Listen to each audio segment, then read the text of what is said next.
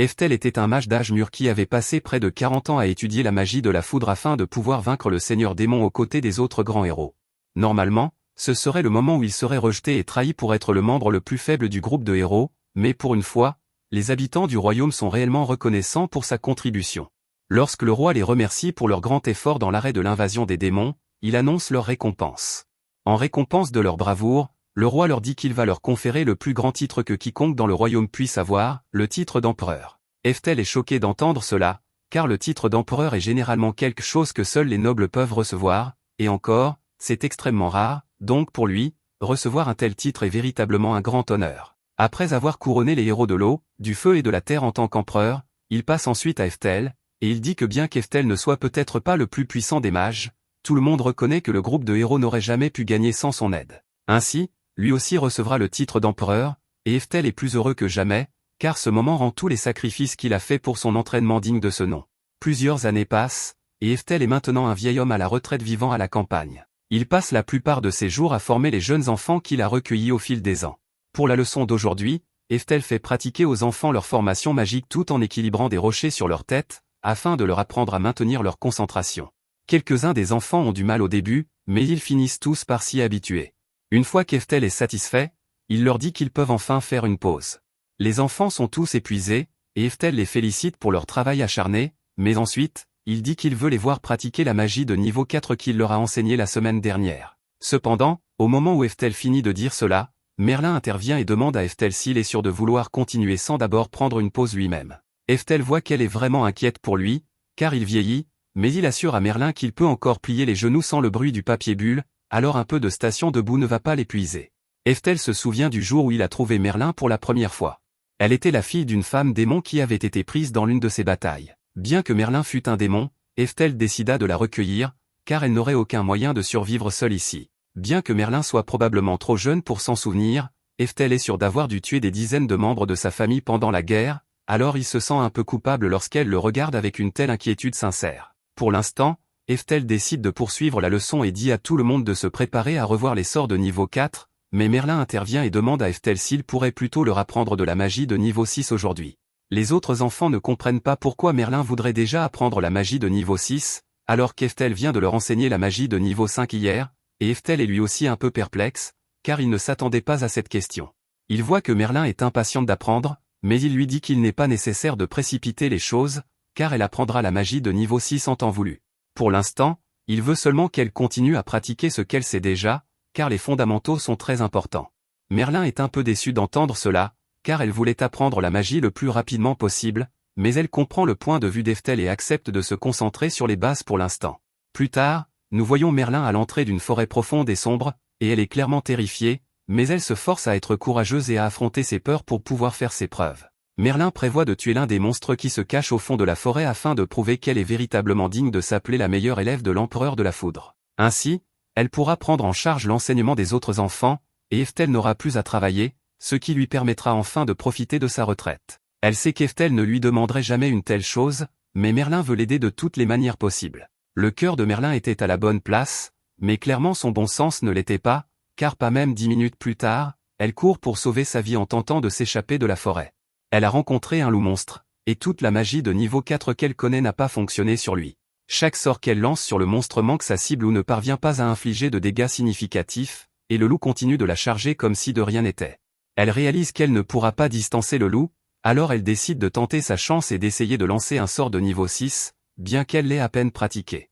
Merlin commence l'incantation du sort, et bien que le loup charge toujours sur elle avec une intention meurtrière, Merlin parvient à rester concentré tout du long et à achever le sort, déclenchant un gigantesque éclair sur le loup. Merlin est extrêmement soulagé d'avoir réellement réussi à accomplir le sort, et elle est convaincue d'avoir vaincu le loup, mais à son horreur, le loup traverse l'explosion sans subir une seule égratignure et la projette au sol. Il s'approche alors lentement de Merlin, mais alors qu'il s'apprête à la dévorer, le monstre est soudainement abattu par un éclair bien placé. Merlin est ravie lorsqu'elle entend le crépitement de la foudre, car elle sait que cela signifie qu'Eftel est venu la sauver, mais ce sourire s'estompe rapidement lorsqu'elle voit à quel point Eftel est en colère, puisqu'il l'avait spécifiquement averti de ne pas entrer dans la forêt. Merlin se recroqueville de culpabilité et s'excuse pour sa stupidité. Eftel commence à faire la leçon à Merlin sur la nécessité d'arrêter de vouloir précipiter les choses, car un pouvoir qui n'est pas parfaitement maîtrisé avant d'être utilisé ne peut pas être qualifié de véritable pouvoir. Il lui rappelle que même la magie la plus puissante devient inutile si la personne qui la lance ne la comprend pas correctement.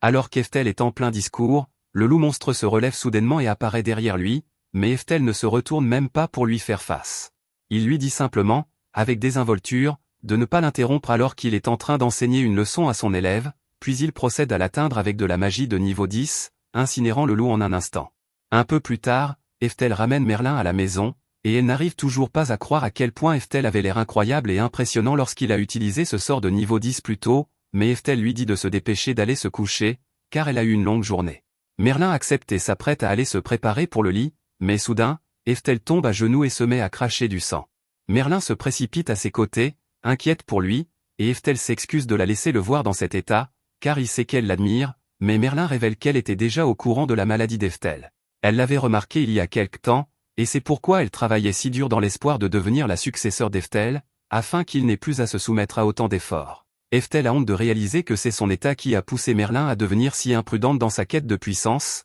mais il lui dit qu'il ne lui reste plus beaucoup de temps, donc il ne peut pas se permettre de gaspiller une seule minute à se reposer. Merlin ne comprend pas pourquoi Eftel insiste encore autant pour travailler alors qu'il est si malade, alors Eftel explique qu'il veut être celui qui enseignera la prochaine génération de mages comme Merlin et les autres enfants. Il fut un temps où Eftel voulait devenir le plus puissant mage de tous les temps, mais il a déjà accepté que cela n'arrivera jamais, alors il fait de son mieux pour former la prochaine génération. Merlin ne comprend pas ce qu'Eftel veut dire par là, puisqu'il est clairement très fort, et Eftel est conscient qu'il est effectivement plus puissant que la plupart des mages, mais il n'a aucune chance d'atteindre le sommet, car les autres empereurs sont tous plus jeunes, plus forts et plus talentueux que lui. Le lendemain matin, de bonne heure, l'un des élèves d'Eftel frappe à sa porte pour lui annoncer une très bonne nouvelle. Apparemment, l'empereur de la flamme vient de publier ses recherches sur une méthode pour discerner avec précision l'aptitude magique d'un mage. Eftel est choqué d'apprendre cela et s'empare du journal pour le lire lui-même, et effectivement, l'article de recherche détaille la manière parfaite de tester l'aptitude d'un mage.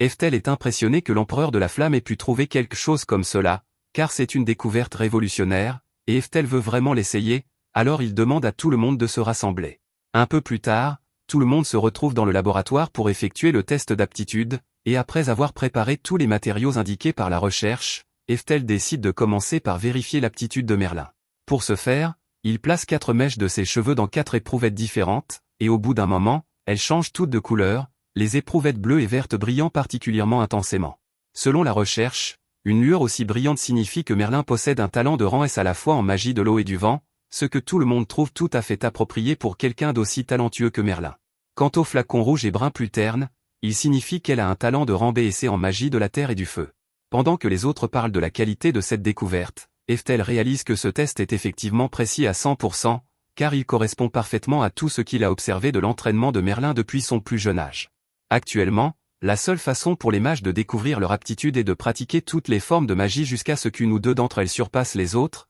mais avec cette méthode, il devrait être possible d'évaluer le talent magique d'un mage dès sa naissance, afin d'optimiser son entraînement pour qu'il devienne plus fort qu'il ne l'aurait été autrement. Comme ce test semble être authentique, Eftel dit qu'il veut l'essayer à son tour. Au début, Merlin ne voit pas l'intérêt de le faire, puisqu'ils savent déjà qu'il est l'empereur de la foudre, mais Eftel veut savoir s'il a jamais eu ce qu'il faut pour devenir le plus grand. Au fil des années, il a dû travailler plusieurs fois plus dur que tout le monde juste pour suivre le rythme, et lorsque le test est terminé, Eftel découvre pourquoi. C'est parce qu'il n'a absolument aucun talent. Eftel est sous le choc, car les flacons restés clairs signifient qu'il n'y a pas la moindre parcelle de talent magique dans son corps. Au début, Eftel rejette complètement le résultat et suppose qu'il a dû faire une erreur dans les étapes de l'évaluation, mais peu importe le nombre de fois qu'il essaie, les résultats restent les mêmes. Il est forcé d'accepter le fait que la raison pour laquelle il n'a jamais atteint les sommets des autres empereurs n'est pas parce qu'il n'a pas essayé assez fort, c'est parce qu'il avait été totalement abandonné par les esprits. Le sentiment de trahison qu'il ressent est si profond qu'il finit par faire une crise cardiaque et s'effondre. Quelque temps plus tard, Eftel est alité alors que son état s'aggrave, et dans ces derniers instants, il maudit l'injustice de sa vie, car il n'a cessé d'espérer et de croire qu'en travaillant dur, il pourrait devenir le plus grand mage de tous les temps, mais il s'avère que son rêve était voué à l'échec dès le départ. Peu après, Eftel meurt enfin, mais à sa mort, sa compétence de seconde réincarnation s'active, et il est transporté dans le royaume céleste pour rencontrer la déesse de la réincarnation. Eftel avait complètement oublié qu'il possédait cette compétence, puisqu'il avait été réincarné dans ce monde il y a plus de 50 ans, et maintenant il se sent un peu bête d'avoir pleuré sur son lit de mort il y a un instant. La déesse de la réincarnation souhaite la bienvenue à Eftel, car cela fait longtemps qu'elle ne l'a pas vu, et elle dit être très impressionnée par le chemin qu'il a parcouru dans cette vie, malgré le fait que son corps n'avait aucun talent magique. Mais cela mis à part, il est temps pour la seconde réincarnation d'Eftel, alors la déesse lui demande s'il aimerait qu'elle lui accorde une compétence de croissance 2 fois plus rapide, afin qu'il n'ait pas à souffrir d'un goulot d'étranglement la prochaine fois, mais Eftel dit qu'il n'y a pas besoin, car il a déjà toutes les connaissances magiques dont il aura besoin pour atteindre des sommets qu'il n'a jamais pu dans sa vie antérieure. La déesse s'attendait plus ou moins à ce genre de réponse de la part d'Eftel, car c'est le genre d'homme qu'il est, et puisqu'il est prêt, elle procède à sa réincarnation dans sa nouvelle vie. La prochaine fois qu'Eftel ouvre les yeux, il se retrouve dans le corps d'un jeune garçon qui vit avec sa mère à la campagne. Sa vie ici est assez normale, mais maintenant qu'il a retrouvé les souvenirs de sa vie antérieure, il se faufile immédiatement dans la remise dès qu'il en a l'occasion pour essayer la méthode d'évaluation de l'aptitude développée par l'empereur du feu. Il espérait que dans cette vie, il pourrait enfin obtenir une bonne aptitude magique, afin de surpasser son ancien moi, mais à sa grande déception, il découvre qu'il n'a également aucun talent dans cette vie, et il commence vraiment à regretter d'avoir refusé cette compétence spéciale que la déesse lui avait proposée. Étant à nouveau complètement dépourvu de talent, il imagine qu'il va finir par être bloqué après avoir appris la magie de niveau 10, comme il l'a fait dans sa dernière vie. Mais alors qu'il est en plein désespoir face à son destin médiocre, il remarque soudain un dragon volant au-dessus de lui, et il semble se diriger tout droit vers la ville. Un groupe de chevaliers tente d'arrêter le dragon, alors Eftel essaie de courir après eux pour aller aider, mais il réalise alors qu'il n'est encore qu'un enfant de 4 ans ici. Il aurait probablement pu abattre ce dragon en un instant s'il avait été à son apogée, mais avec ce corps de bambin, il n'y a aucun moyen qu'il puisse lancer sa magie de niveau 10 d'origine. Cependant, alors qu'Eftel pense à son sort, son corps commence soudainement à réagir, et le sort qu'il a passé toute sa dernière vie à développer est accidentellement lancé, abattant le dragon d'un seul coup. Les chevaliers se rassemblent autour du dragon vaincu et sont vraiment perplexes, car ils ne savent pas comment le dragon a été abattu, et honnêtement, Eftel l'est aussi, car il n'aurait jamais pu s'attendre à ce qu'il conserve les compétences acquises à l'apogée de sa vie antérieure dans ce nouveau corps. 3 années se sont écoulées depuis qu'Eftel s'est réincarné dans ce corps, et grâce à ses études, il a compris qu'il se trouve bien dans le même monde qu'avant, mais 400 ans dans le futur par rapport à sa vie antérieure. Quant à sa famille actuelle, outre sa mère, il a techniquement aussi un père, mais il ne l'a jamais vu. Son père s'appellerait apparemment le duc Orkoth, et il se trouve être l'un des descendants d'Eftel, alors il espérait pouvoir le rencontrer, mais il n'a pas eu cette chance. Sa mère est l'une des nombreuses maîtresses d'Orkoth, mais elle n'a aucun talent magique, et les autres maîtresses ne l'apprécient pas car elles pensent que quelqu'un sans aptitude magique n'a pas sa place dans une famille de mages, alors elles l'ont envoyé vivre au milieu de nulle part, ce qui signifie essentiellement qu'Eftel n'est pas non plus reconnu comme membre de la famille. Frazier remarque qu'Eftel a l'air triste, alors il s'excuse de la façon dont il est traité, et il dit qu'il aimerait convaincre Orkoth de changer d'avis, mais jusqu'à présent, ce n'est pas facile. Frazier traite Eftel comme s'il était son propre petit frère, mais en réalité, Frazier n'est que le demi-frère d'Eftel, car Frazier est en fait le deuxième fils de l'épouse légitime d'Orkoth. Il a eu pitié de la situation d'Eftel et de sa mère et les aide ici et là depuis un certain temps déjà, alors Eftel l'apprécie et pense que Frazier est un homme bon. Frazier a déjà déposé de l'argent pour les aider à subsister pour le mois, mais il leur demande s'ils ont besoin d'autre chose avant de partir, et la mère d'Eftel le remercie pour sa considération, mais elle dit qu'il a déjà fait bien plus qu'assez pour eux. Ce n'est pas exactement la situation familiale idéale pour Eftel, mais honnêtement, il s'en moque tant qu'il peut continuer à étudier la magie. Frazier décide de rester prendre le thé avec Eftel et sa mère, et pendant qu'il est là, il demande à Eftel ce qu'il espère accomplir dans le futur, car il a remarqué qu'Eftel étudie beaucoup ces derniers temps. Eftel s'anime quand Frazier pose cette question, et il s'apprête à lui dire qu'il veut consacrer sa vie à l'étude de la magie, mais sa mère lui couvre la bouche et dit à Frazier que puisqu'Eftel n'a pas d'aptitude magique comme elle espérait que Frazier l'aiderait à s'inscrire à l'école militaire. Frazier semble ravi de cette idée, car lui aussi est allé à l'école militaire et en est sorti major de sa promotion en escrime, alors il pense que ce sera parfait pour Eftel. En fait, comme il a du temps libre en ce moment, il demande à Eftel s'il aimerait aller à l'arrière pour s'entraîner un peu à l'escrime en attendant, et avant qu'Eftel ait le temps de répondre, sa mère dit qu'elle adorerait ça. Un peu plus tard, Eftel est dans le jardin avec Frazier, et Frazier lui fait faire quelques exercices d'escrime de base. Eftel suit le mouvement pour l'instant,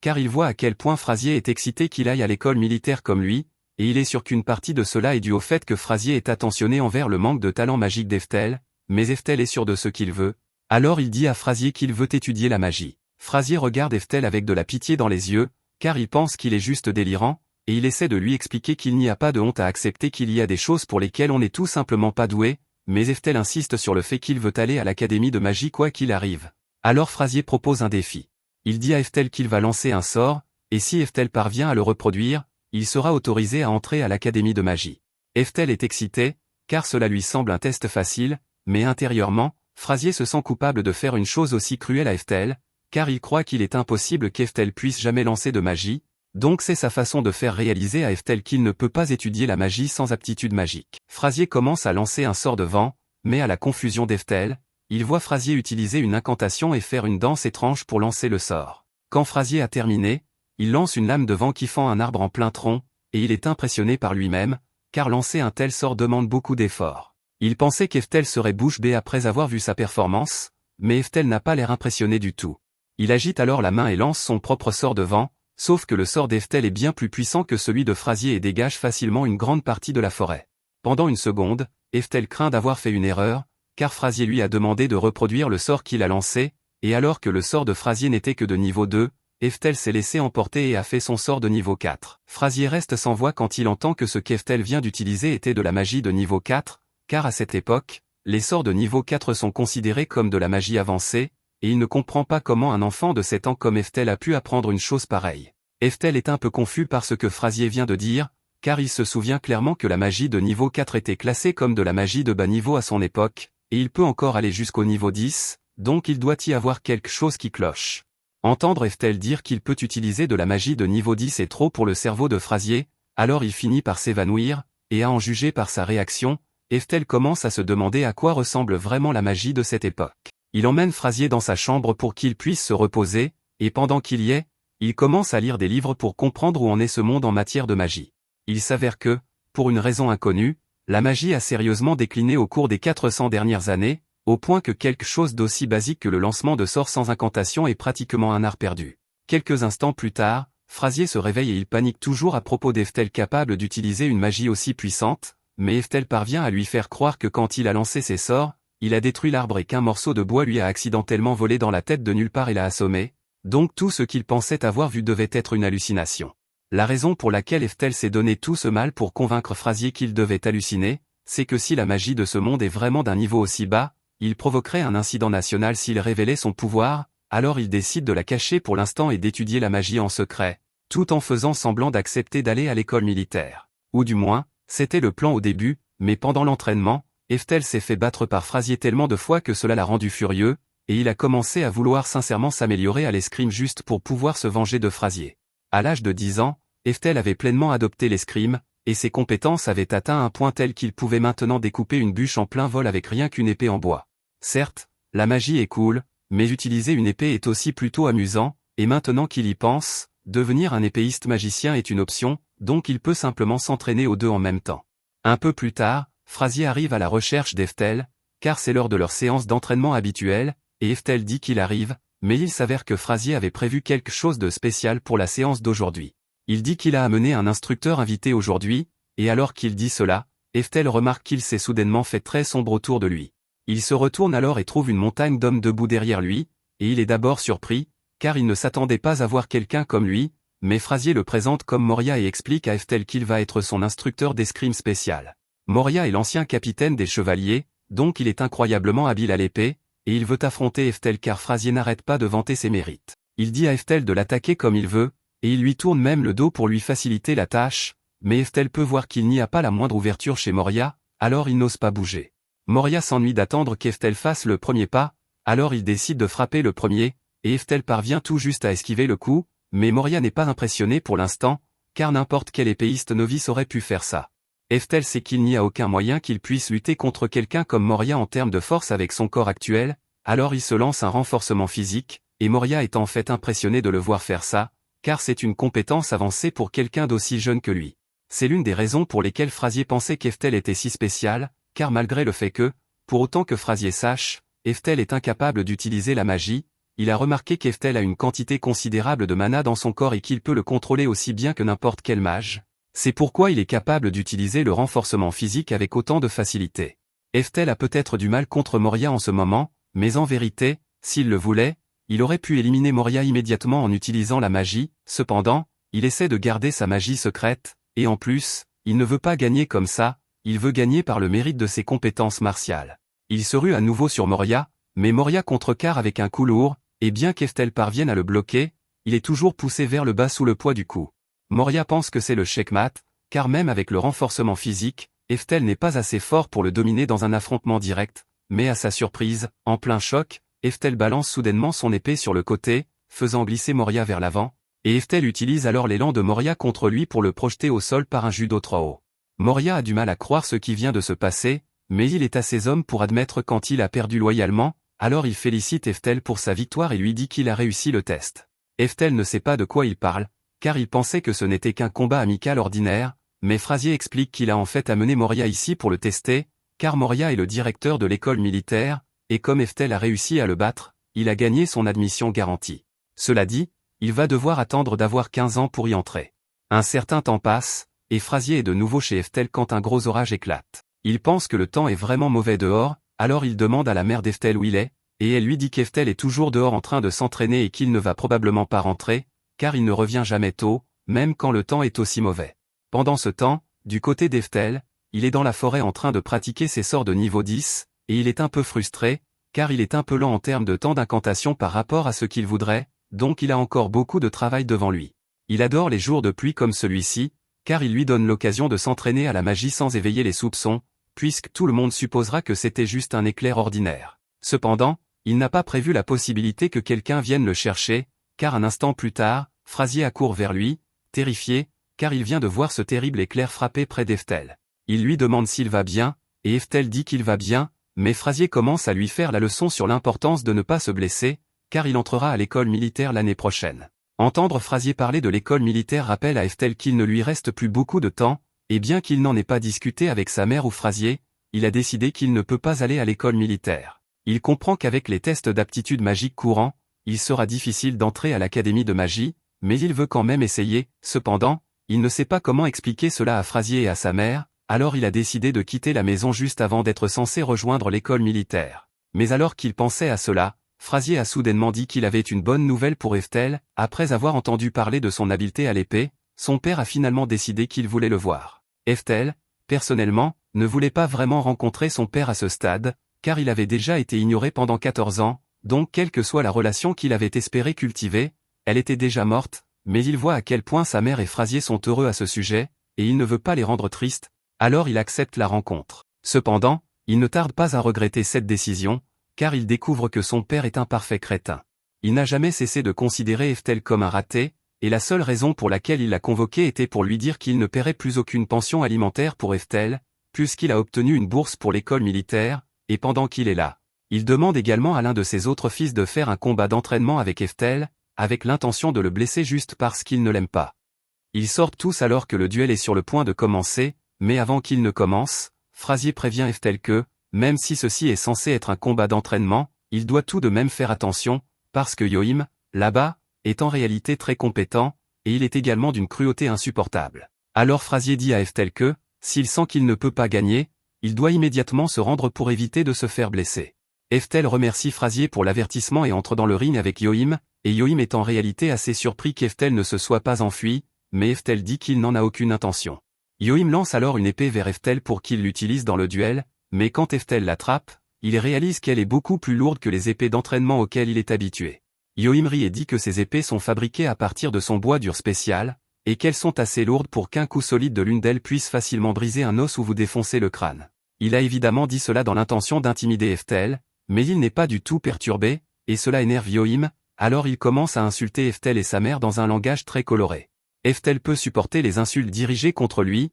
mais il refuse de tolérer un tel manque de respect envers sa mère, et il a vraiment honte que des raclures telles que Yohim et son père soient issus de sa lignée. La rage qui émane de lui est si intense que même Yohim sent que quelque chose est différent chez lui, et alors que le duel commence, Eftel charge immédiatement Yohim, visant directement sa tête. Yohim parvient tout juste à esquiver par pure chance, et Eftel est surpris d'avoir réellement été si près de le toucher, car, avec la façon dont les autres vantaient Yohim, il s'attendait à ce qu'il oppose plus de résistance. Eftel porte quelques frappes supplémentaires pour tester les limites de Yohim, et Yohim est en grande difficulté ici. Il parvient tout juste à bloquer la dernière frappe d'Eftel, mais tout ce qu'Eftel vient de faire était sans utiliser sa magie de renforcement physique, donc une fois qu'il active le renforcement physique, il pousse sans effort son épée vers le visage de Yohim et le fait tomber au sol. Pendant que Yohim est étendu là, meurtri et contusionné, incrédule, Eftel l'avertit que, s'il insulte à nouveau sa mère, il sera tué pour cela, et il ne plaisante absolument pas à ce sujet. Quoi qu'il en soit, maintenant que le duel est terminé,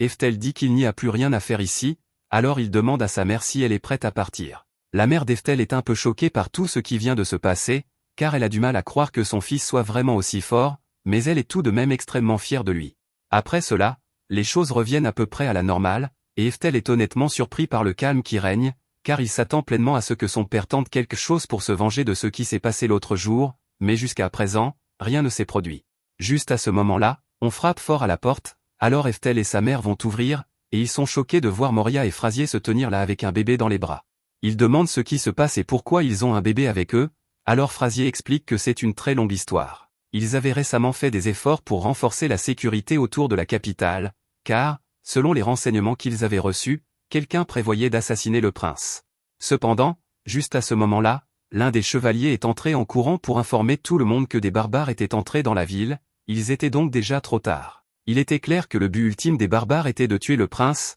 alors Moria et Frasier ont pris le prince et se sont enfuis vers l'endroit le plus sûr auquel ils pouvaient penser, qui était. Ici, la raison pour laquelle le prince est visé en premier lieu est que l'ancien roi de cette nation avait 2 fils, et bien que la tradition veuille généralement que le fils aîné hérite du trône, comme le second fils était beaucoup plus talentueux à l'époque, le second fils est devenu le roi actuel et le fils aîné est devenu le ministre de la couronne. Jusqu'à récemment, le second fils n'avait pas d'héritier mâle pour lui succéder en tant que roi, donc pendant longtemps, il avait semblé que le fils du premier fils deviendrait le prochain roi, mais par chance, le second fils a finalement réussi à avoir son fils, et maintenant le premier fils veut éliminer le fils du second fils pour que son propre fils puisse devenir roi. Ça fait beaucoup de fils. Essentiellement, le ministre veut que le fils du roi actuel meure, donc il prévoit de le tuer, et Frasier a des raisons de croire que leur père est impliqué là-dedans, car c'est lui qui a le plus à gagner si le fils du ministre devenait roi. Il est hors de question de ramener le prince à la capitale dans ces conditions, alors Frasier prévoit de traverser la frontière et d'aller aussi loin que possible pour s'assurer que le prince reste en sécurité.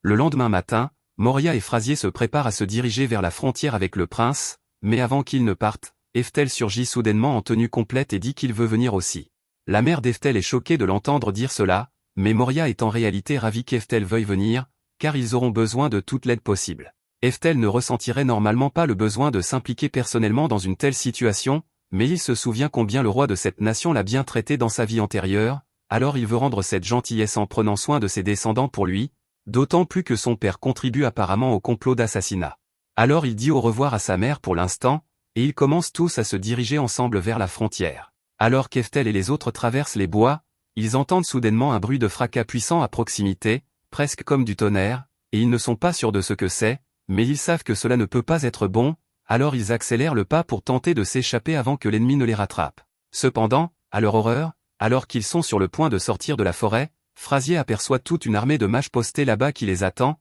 et l'armée en question n'est autre que la division de mages personnels du père d'Eftel. Orko s'attendait à ce que Frasier et les autres tentent de s'enfuir du royaume avec le prince dans cette direction, alors il a mis en place un blocus pour les arrêter. Frasier et Moria pensent qu'ils devraient faire demi-tour et trouver un autre moyen de passer la frontière, mais malheureusement pour eux, le bruit de fracas qu'ils ont entendu plus tôt était un sort de la division de mages d'Orko, et ils utilisent ce sort pour mettre le feu à une grande partie de la forêt, donc ils n'ont nulle part où fuir. Ils ne peuvent pas non plus rester ici, car, avec le temps, le feu se propagera de plus en plus jusqu'à ce qu'il les oblige à sortir de la forêt et à tomber entre les mains d'Orko, donc ils doivent trouver un plan d'action rapidement. Frasier pense que ce serait une bonne idée qu'il aille là-bas seul et parle à Orko, car, en tant que fils d'Orko, il n'y a aucun moyen qu'il l'attaque à vue, et il pourrait même être disposé à écouter la raison. Moria et Eftel ne pensent pas que ce soit une bonne idée, et ils le disent à Frasier, mais Frasier est convaincu que son père n'est pas un mauvais homme au fond, alors il décide de poursuivre la négociation. Il sort de la forêt les bras levés pour montrer qu'il n'est pas armé,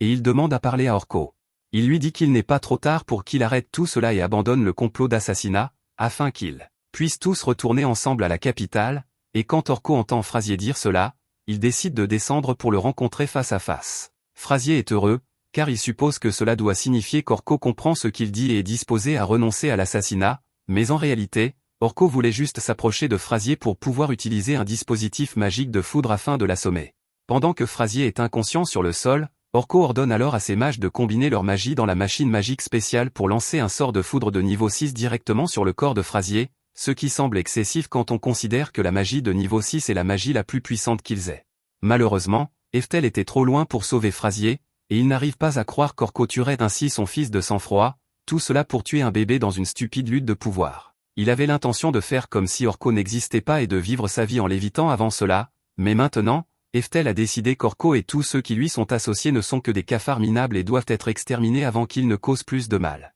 Il s'avance sur le champ de bataille pour régler cela une fois pour toutes, et la première chose qu'il fait est de lancer un sort de glace de niveau 9 pour éteindre toutes les flammes. Orko et ses hommes sont sous le choc lorsqu'ils voient Eftel faire cela, car ils n'ont jamais vu de magie de niveau 9 auparavant, et encore moins vu quelqu'un la lancer aussi facilement tout seul. Orko crie à ses hommes d'attaquer Eftel immédiatement, alors ils préparent tous leurs sorts de flèches explosives de niveau 5 et tirent sur Eftel, mais à leur grand choc, il reste debout complètement indemne, même s'il a été touché directement. Eftel est déçu par l'air choqué sur leur visage, car cela signifie qu'ils n'ont aucune idée de la magie de bouclier constamment active non plus, et si c'est le cas, alors la magie de cette époque a vraiment plus décliné qu'ils ne le pensaient. Orko n'arrive pas à croire qu'Eftel ait vraiment survécu à cela, mais il refuse d'abandonner, alors il ordonne à ses mages de préparer un autre sort de niveau 6 pour Eftel, mais alors qu'ils le font, Eftel a à peine besoin de lever le petit doigt pour annuler complètement le sort. Puisque la magie de niveau 6 est le sort le plus puissant qu'ils aient, le voir l'annuler si facilement brise complètement le moral des soldats.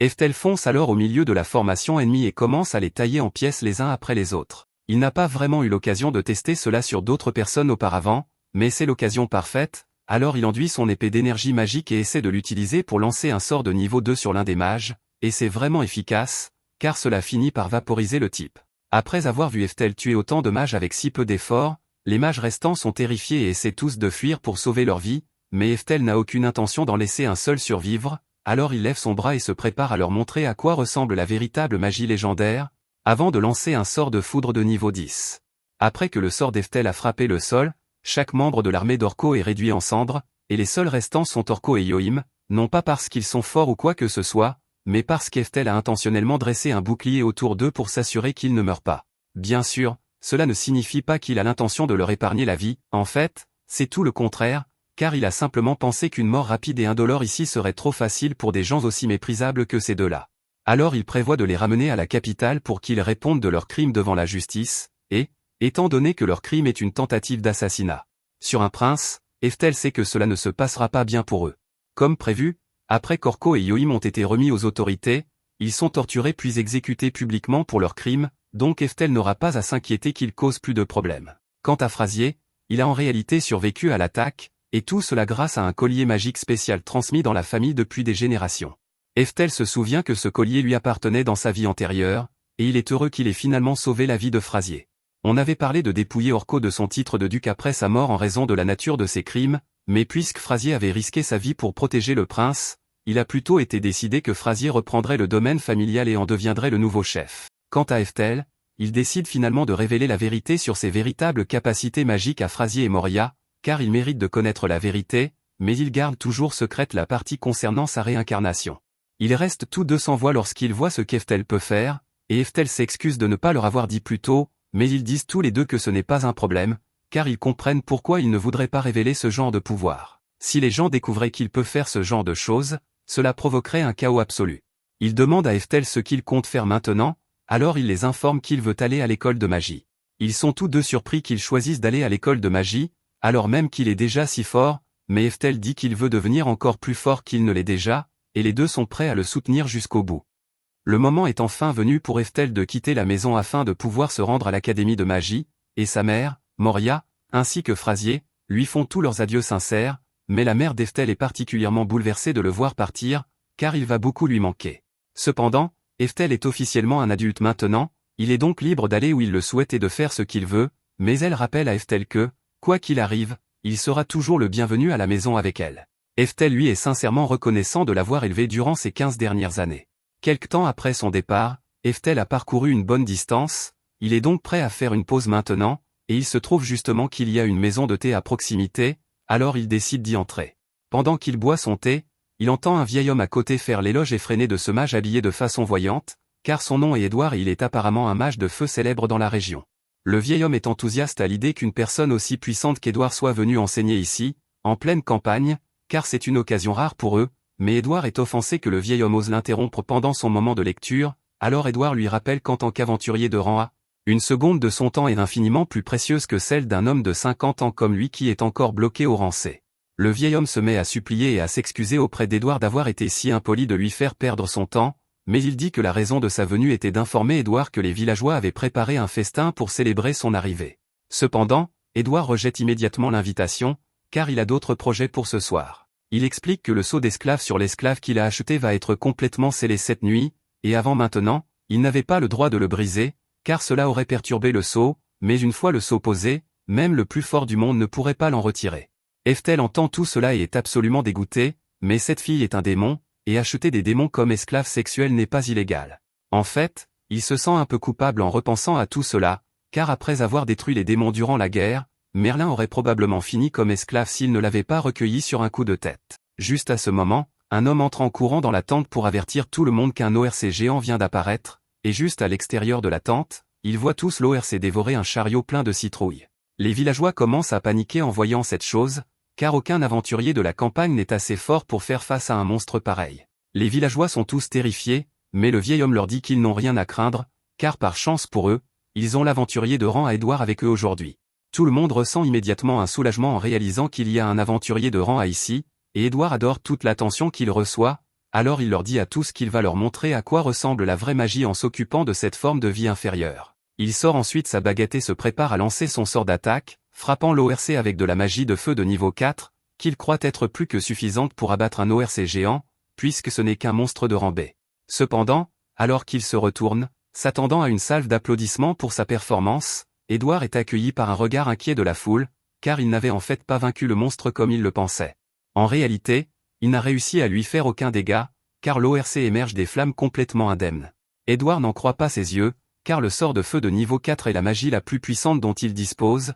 et il sait pertinemment qu'il devrait être capable d'abattre n'importe quel ORC géant, mais en y regardant de plus près, il réalise que ce à quoi il a affaire n'est pas un ORC géant ordinaire, mais plutôt un ORC berserké, le plus puissant des orques, et Édouard comprend que sa magie de feu est incapable de blesser cette chose, peu importe le nombre d'attaques, donc il n'a aucun moyen de gagner. Sans aucune chance de victoire, Édouard commence immédiatement à s'enfuir, et il est difficile de lui en vouloir pour cela, mais il fait alors le geste lâche de lancer un bouclier autour des villageois sans méfiance pour les piéger à l'intérieur avec l'ORC, afin de gagner du temps pour s'échapper pendant que l'ORC est occupé à les dévorer tous. Heftel est absolument dégoûté par ce comportement, et il avait initialement espéré qu'Édouard serait capable de gérer le monstre, car il ne veut pas attirer trop l'attention sur lui, mais vu la situation, il ne peut pas se permettre de laisser cela continuer plus longtemps. Il lance immédiatement un sort de dissipation de niveau 6 pour détruire la barrière, et Édouard est extrêmement choqué, car il n'arrive pas à croire qu'un gamin ait réussi à briser sa barrière sans même utiliser d'incantation.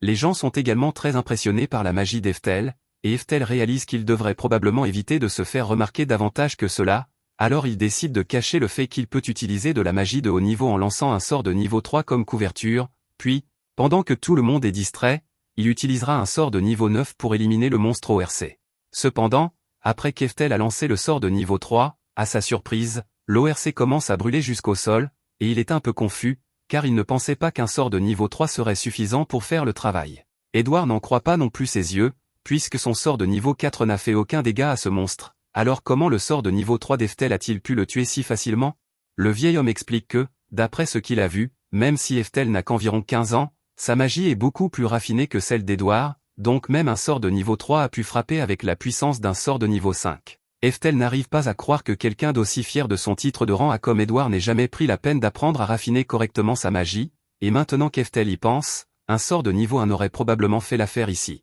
Juste à ce moment, Heftel réalise que tous les gens se sont rassemblés autour de lui, et il craint qu'ils aient compris qu'il peut utiliser une magie extrêmement puissante, mais de leur point de vue, il a semblé qu'Heftel venait d'utiliser un sort de niveau 3 ordinaire, donc ce qui les excite vraiment, c'est la viande d'ORC qui est en train de brûler, car il pourrait peut-être la manger. Comme il ne semble pas faire attention à lui, Heftel décide de profiter de l'occasion pour partir. Cependant, avant de le faire, il a quelque chose à dire à Édouard. Tout d'abord, il lui dit qu'il devrait davantage respecter ses aînés, car le vieil homme en sait beaucoup plus sur la bonne façon d'utiliser la magie qu'Édouard, et plus sérieusement, il dit à Édouard que ce qu'il a fait là-bas était une tentative de meurtre. Grâce à l'intervention d'Heftel, personne n'est réellement mort, mais il précise bien que c'est tout de même un crime, et que les criminels n'ont pas le droit de posséder des esclaves, alors il ordonne à Édouard de libérer immédiatement l'esclave démon et de se rendre ensuite aux autorités. Édouard n'a d'autre choix que d'accepter, car il sait qu'Heftel le surpasse de loin en force. Après cela, Heftel continue son voyage vers l'académie,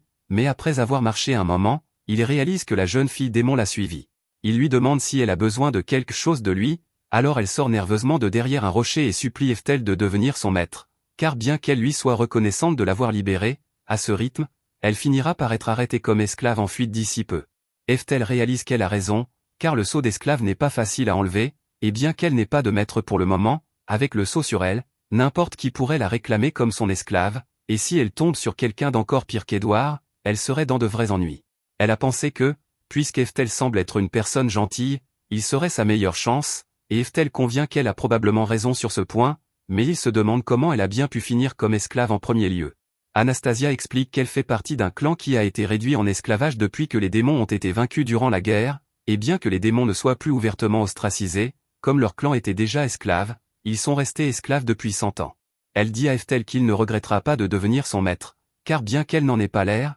elle est en réalité une descendante de la famille royale démon et elle est lointainement liée au grand mage Merlin, mais quand Eftel entend le nom de Merlin, il coupe la parole à Anastasia et lui demande de répéter. Anastasia réitère qu'elle est techniquement liée à Merlin, le démon le plus puissant et l'actuel directeur de l'Académie de magie, et Eftel se met à verser des larmes de joie en réalisant que Merlin est toujours vivante et s'est fait un nom en tant que démon le plus puissant et directrice de l'Académie de magie. Il a hâte de revoir Merlin, et puisqu'Anastasia est une des parentes de Merlin, il ne peut pas non plus la laisser souffrir, alors il accepte de devenir son maître temporairement et l'emmène avec lui dans la ville voisine. Une fois arrivé, Anastasia demande à Eftel ce qu'il compte faire ici, alors Eftel explique qu'il prévoit de participer à l'examen d'entrée de l'Académie, qui aura lieu demain. Anastasia est surprise d'apprendre qu'Eftel a l'intention de s'inscrire comme étudiant, car elle pense qu'il est déjà bien trop fort pour l'Académie, mais Eftel a ses raisons pour vouloir y aller. Il dit que la première chose à faire est de trouver une auberge où loger, mais il entend alors le ventre d'Anastasia gargouiller, alors il décide d'aller d'abord se chercher de la nourriture avec elle. Il emmène Anastasia dans un restaurant de la ville, et Anastasia est un peu hésitante à entrer, car cet endroit a l'air cher, mais Eftel lui dit qu'elle n'a pas à s'inquiéter, car il peut se le permettre. Alors qu'ils entrent, le personnel est un peu surpris de voir quelqu'un arriver avec un esclave, mais il reste respectueux et conduit Eftel à une table pour deux. Cependant, les autres clients ne sont pas aussi discrets, car dès qu'ils voient Anastasia, ils manifestent clairement leur mépris envers une esclave comme elle. Anastasia commence à se sentir mal à l'aise, car elle pense qu'elle n'a pas sa place ici, mais Eftel l'assure que tout va parfaitement bien et va s'asseoir. Il s'attendait à ce qu'Anastasia prenne le siège en face de lui, mais à sa surprise, il la trouve assise par terre à la place, et quand il lui demande ce qu'elle fait, elle explique que tous les esclaves doivent s'agenouiller à côté de leur maître quand ils mangent, afin de pouvoir répondre à ses besoins plus efficacement. Cependant, Eftel lui dit qu'elle n'a pas besoin de faire ça avec lui et lui ordonne de se lever et de s'asseoir à la table. Anastasia est ravie, car elle n'a jamais eu un siège aussi confortable auparavant, mais soudain, le gérant du restaurant s'approche et dit à Eftel que cet établissement est strictement réservé à la haute société, et qu'ils ont une politique interdisant aux esclaves d'utiliser les chaises. Il commence même à remettre en question la capacité d'Eftel à payer la nourriture ici, et Eftel voit où cela mène, alors pour faire taire le gérant, il sort 3 gouttes de dragon. Les yeux du gérant s'écarquillent en les voyant, car chacune vaut bien plus de 500 pièces d'or. Il s'excuse immédiatement d'avoir mis Eftel en doute et ordonne au personnel d'emmener Eftel et ses invités dans la salle VIP, où un festin gargantuesque est préparé pour eux. Le lendemain, l'examen d'entrée de l'académie va bientôt commencer, alors Eftel essaie de trouver où il doit s'inscrire, mais avant qu'il ne parte, Anastasia l'arrête pour le remercier pour les nouveaux vêtements qu'il lui a achetés. Eftel est content qu'elle les aime autant, et puisqu'elle est là de toute façon, il suggère qu'elle devrait passer l'examen d'entrée avec lui. Après tout le monde est autorisé à postuler, et si les choses tournent bien pour elle, elle pourrait obtenir un bon emploi à l'avenir, car les diplômés de l'Académie de magie sont très recherchés. Anastasia accepte de passer le test, mais elle n'est pas confiante de pouvoir le réussir. Cependant, Eftel sait pertinemment qu'elle s'en sortira bien, car il voit qu'elle a beaucoup plus de potentiel magique que la plupart des gens. Ils s'inscrivent tous les deux ensemble et se dirigent vers le premier site d'examen, et alors que l'examen commence enfin, on les informe que le premier test sera une bataille royale. Les seules règles sont que les étudiants doivent continuer à se battre jusqu'à ce qu'il n'en reste plus que 5 à l'intérieur du ring. En tant que surveillant de l'examen, Frank admet qu'il aime vraiment ce genre de boulot, puisqu'il est payé pour ne pratiquement rien faire d'autre que regarder une bande de gamins se battre. Même si cela devient assez ennuyeux pour lui, car il voit rarement de jeunes recrues prometteuses de nos jours. Il regarde vers le bas sur le terrain et voit qu'Anastasia et Eftel ont tous deux été encerclés par les autres candidats, et il reconnaît cela comme un phénomène courant, car après le début de l'examen, les gens ciblent souvent ceux qu'ils jugent faibles. Cependant, un instant plus tard, chacun de ces étudiants est envoyé voler par Eftel après qu'il leur ait porté un coup de pied physiquement renforcé. L'instructeur est en fait assez impressionné qu'Eftel soit capable d'utiliser un renforcement corporel de ce degré à un si jeune âge, mais il dit que ce n'est pas encore fini, car dans un battle royal, quand on prouve que l'on est plus fort, on attire inévitablement l'attention d'encore plus de gens qui s'allieront pour tenter de vous éliminer. Effectivement, Eftel et Anastasia sont de nouveau encerclés, mais Eftel n'a pas l'air trop inquiet et demande à Anastasia de s'en occuper,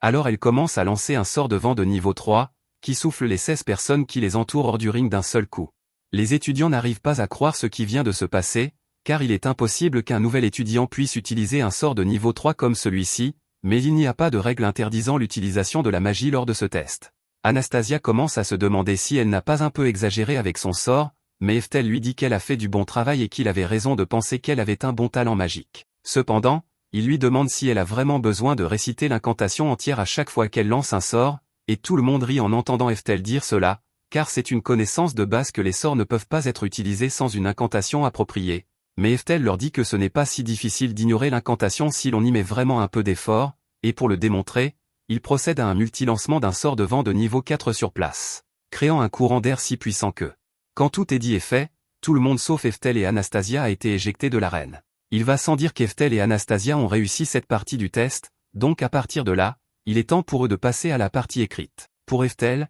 comme il a passé presque la totalité de sa vie antérieure à étudier la magie, aucune de ces questions n'est particulièrement difficile à répondre pour lui, mais il est surpris qu'il y ait autant de questions en premier lieu, car cela va lui prendre une éternité pour toutes les répondre. À la fin du test, Eftel parvient tout juste à finir toutes les questions, il est donc soulagé, mais Anastasia est choquée d'apprendre qu'il a réellement répondu à toutes les questions, car pour le test écrit, on est censé ne répondre qu'aux questions qui concernent votre meilleur domaine. Eftel n'arrive pas à croire qu'il a subi tout ce stress pour rien, et un peu plus tard, une fois les tests corrigés, le doyen de l'académie est informé qu'un des candidats a réussi à obtenir un score de 948, ce qui est inédit, car les notes au test sont généralement dans les centaines basses. Le doyen semble convaincu qu'Eftel a dû tricher d'une manière ou d'une autre, mais à ce moment-là, Franck entre et informe le doyen qu'il se souvient avoir vu Eftel lors du test pratique, et que le gamin a été capable de lancer en parallèle 4 sorts de niveau 4 en même temps, donc il a probablement mérité ce score écrit aussi. Le doyen est choqué d'apprendre qu'Eftel a vraiment réussi à accomplir un tel exploit, car la plupart des étudiants ici ne sont pas capables de lancer des sorts de niveau 4 avant d'avoir obtenu leur diplôme, et même les professeurs ici ne sont pas capables d'un tel exploit. Alors le doyen commence à se demander si Eftel ne serait pas le deuxième avènement du légendaire mage de la foudre dont il porte le nom. Plus tard, les résultats de l'examen d'entrée sont affichés à l'extérieur, et tout le monde se rassemble pour chercher son nom sur la liste. Anastasia trouve bientôt son nom, et elle est excitée d'annoncer à Eftel qu'elle a réussi à entrer dans la classe spéciale, mais elle était tellement excitée qu'elle a fini par serrer Eftel dans ses bras sans raison, ce qui était gênant, car ils étaient en public. Après s'être calmée, Eftel retourne chercher son nom sur la liste, mais à sa grande surprise, il découvre que son nom n'y figure pas du tout. Anastasia n'arrive pas à y croire, car il est impossible qu'Eftel ait échoué si elle a réussi le test, et Eftel est aussi confus qu'elle, car il sait qu'il a bien réussi, mais il commence à se demander si on n'a pas effectué un test d'aptitude magique sur lui à un moment donné et découvert qu'il n'a aucun talent magique. Anastasia décide immédiatement de se rendre au bureau du doyen pour se plaindre, car c'est vraiment injuste, mais à ce moment-là, elle remarque une plaque dorée à côté de la liste principale, et dessus, le nom d'Eftel est inscrit en tant qu'étudiant spécial d'élite, donc il s'avère qu'il a vraiment été admis après tout. Eftel est content de ne pas avoir échoué à l'examen, mais il ne peut s'empêcher de s'inquiéter un peu, car il n'a aucune idée de ce que signifie l'étudiant spécial d'élite. Après avoir fait quelques recherches, Anastasia découvre que l'étudiant spécial d'élite reçoit un tas d'avantages, comme des frais de scolarité gratuits, un logement et une pension gratuits, des repas gratuits, et aussi une allocation mensuelle pour les dépenses. Mais ensuite Eftel lit les petits caractères et découvre qu'en échange de tous ces avantages, il doit participer à toutes sortes d'événements et d'activités au nom de l'école. Cela semble bien, mais cela ferait essentiellement de lui la mascotte de l'école, et c'est exactement le contraire de la vie scolaire qu'il espérait, car il veut juste pouvoir faire des recherches tranquilles sur la magie pour trouver comment dépasser son blocage. Cependant, il a l'impression que, puisqu'il a déjà été choisi comme représentant étudiant spécial d'élite, il n'a plus vraiment le choix. À ce moment-là, alors qu'il marche avec Anastasia dans les couloirs, Eftel remarque soudain un visage familier en train de parler avec quelques professeurs, et il n'y a pas d'erreur, car il est sûr que la femme là-bas est Merlin. Il se cache immédiatement, car bien qu'il soit heureux de revoir Merlin, cela attirerait beaucoup trop l'attention sur lui si Merlin le reconnaissait et se mettait à l'appeler maître par surprise, et avec tout le temps qu'il avait passé avec Merlin dans sa vie antérieure, il est sûr qu'elle serait capable de deviner qui il est vraiment en un coup d'œil, alors il décide de s'esquiver pour l'instant et de se révéler à Merlin plus tard, quand il n'y aura pas autant de monde autour. Eftel attrape alors Anastasia et commence à s'éloigner, mais même sans le voir, Merlin peut sentir la présence familière d'Eftel et se retourne immédiatement pour voir s'il est là. Entre-temps, Eftel a déjà tourné le coin, alors elle rit d'elle-même en pensant que quelqu'un qui est mort il y a 400 ans apparaîtrait soudainement de nulle part, mais ensuite, elle voit Eftel de l'autre côté du couloir, et elle peut voir qu'il y a des similitudes entre lui et l'Eftel qu'elle a connu, alors elle court et se place devant lui, car elle veut parler. Tout d'abord, elle demande à Eftel s'il a un lien avec le légendaire mage de la foudre, et Eftel aimerait lui dire la vérité maintenant, mais il y a encore beaucoup trop de monde, alors il invente une excuse et s'enfuit avec Anastasia pour éviter la question. Un peu plus tard, Eftel et Anastasia sont dans le parc en train de déjeuner, et quand Eftel demande à Anna ce qu'elle pensait de Merlin, il est surpris d'apprendre qu'Anna n'a pas du tout reconnu Merlin. En vérité, cependant, Anna avait dit qu'elle était une parente de Merlin, elle exagérait un peu, car ils ont juste des ancêtres communs remontant à 10 générations, ce qui compte à peine comme une parenté. Cela explique pourquoi Anna ne ressemble pas vraiment à Merlin, mais Eftel se demande toujours ce que Merlin fait ici, car il pensait qu'elle était la directrice d'une toute autre académie magique. Il s'avère que Merlin est ici parce qu'on lui a demandé de venir en tant qu'invité spécial pour accueillir les nouveaux étudiants de cette académie. Eftel est content que Merlin ne soit pas réellement professeur ici, car il ne sait pas comment il l'éviterait si c'était le cas, mais il pense qu'il devrait probablement lui parler de toute l'histoire de la réincarnation avant que les choses ne dégénèrent. Cependant, à ce moment-là, il est appelé sur scène pour faire un discours, car il est le représentant étudiant spécial d'élite, et par conséquent, Merlin apprend le nom complet d'Eftel, donc elle est maintenant encore plus suspicieuse à son égard qu'avant. Plus tard, Eftel est assis à une table pendant le déjeuner, et un groupe de filles de sa classe l'entoure, car elles trouvent toutes que c'est cool qu'il soit un étudiant spécial d'élite, mais soudainement, Merlin s'approche de la table d'Eftel et claque une pile de papier sur la table, car elle a compris son manège. Les autres filles sont intimidées par Merlin et partent, alors Merlin s'assied en face d'Eftel et lui demande s'il est familier avec le concept de réincarnation. Eftel est surpris que Merlin ait pu comprendre si rapidement, mais après tout, il se souvient qu'elle a toujours été assez intelligente, donc ce n'est pas si surprenant. Il essaie de faire passer cela pour une sorte de blague, mais Merlin est tout à fait sérieuse, car elle a jeté un coup d'œil aux copies d'examen d'Eftel, et à part son score incroyablement élevé, elle a réalisé que chaque réponse fournie par Eftel utilisait une théorie magique datant de 400 ans au lieu de la théorie magique moderne. Eftel réalise qu'il a fait une erreur, car il n'a pas pris en compte la différence de période lors de la réponse à son test,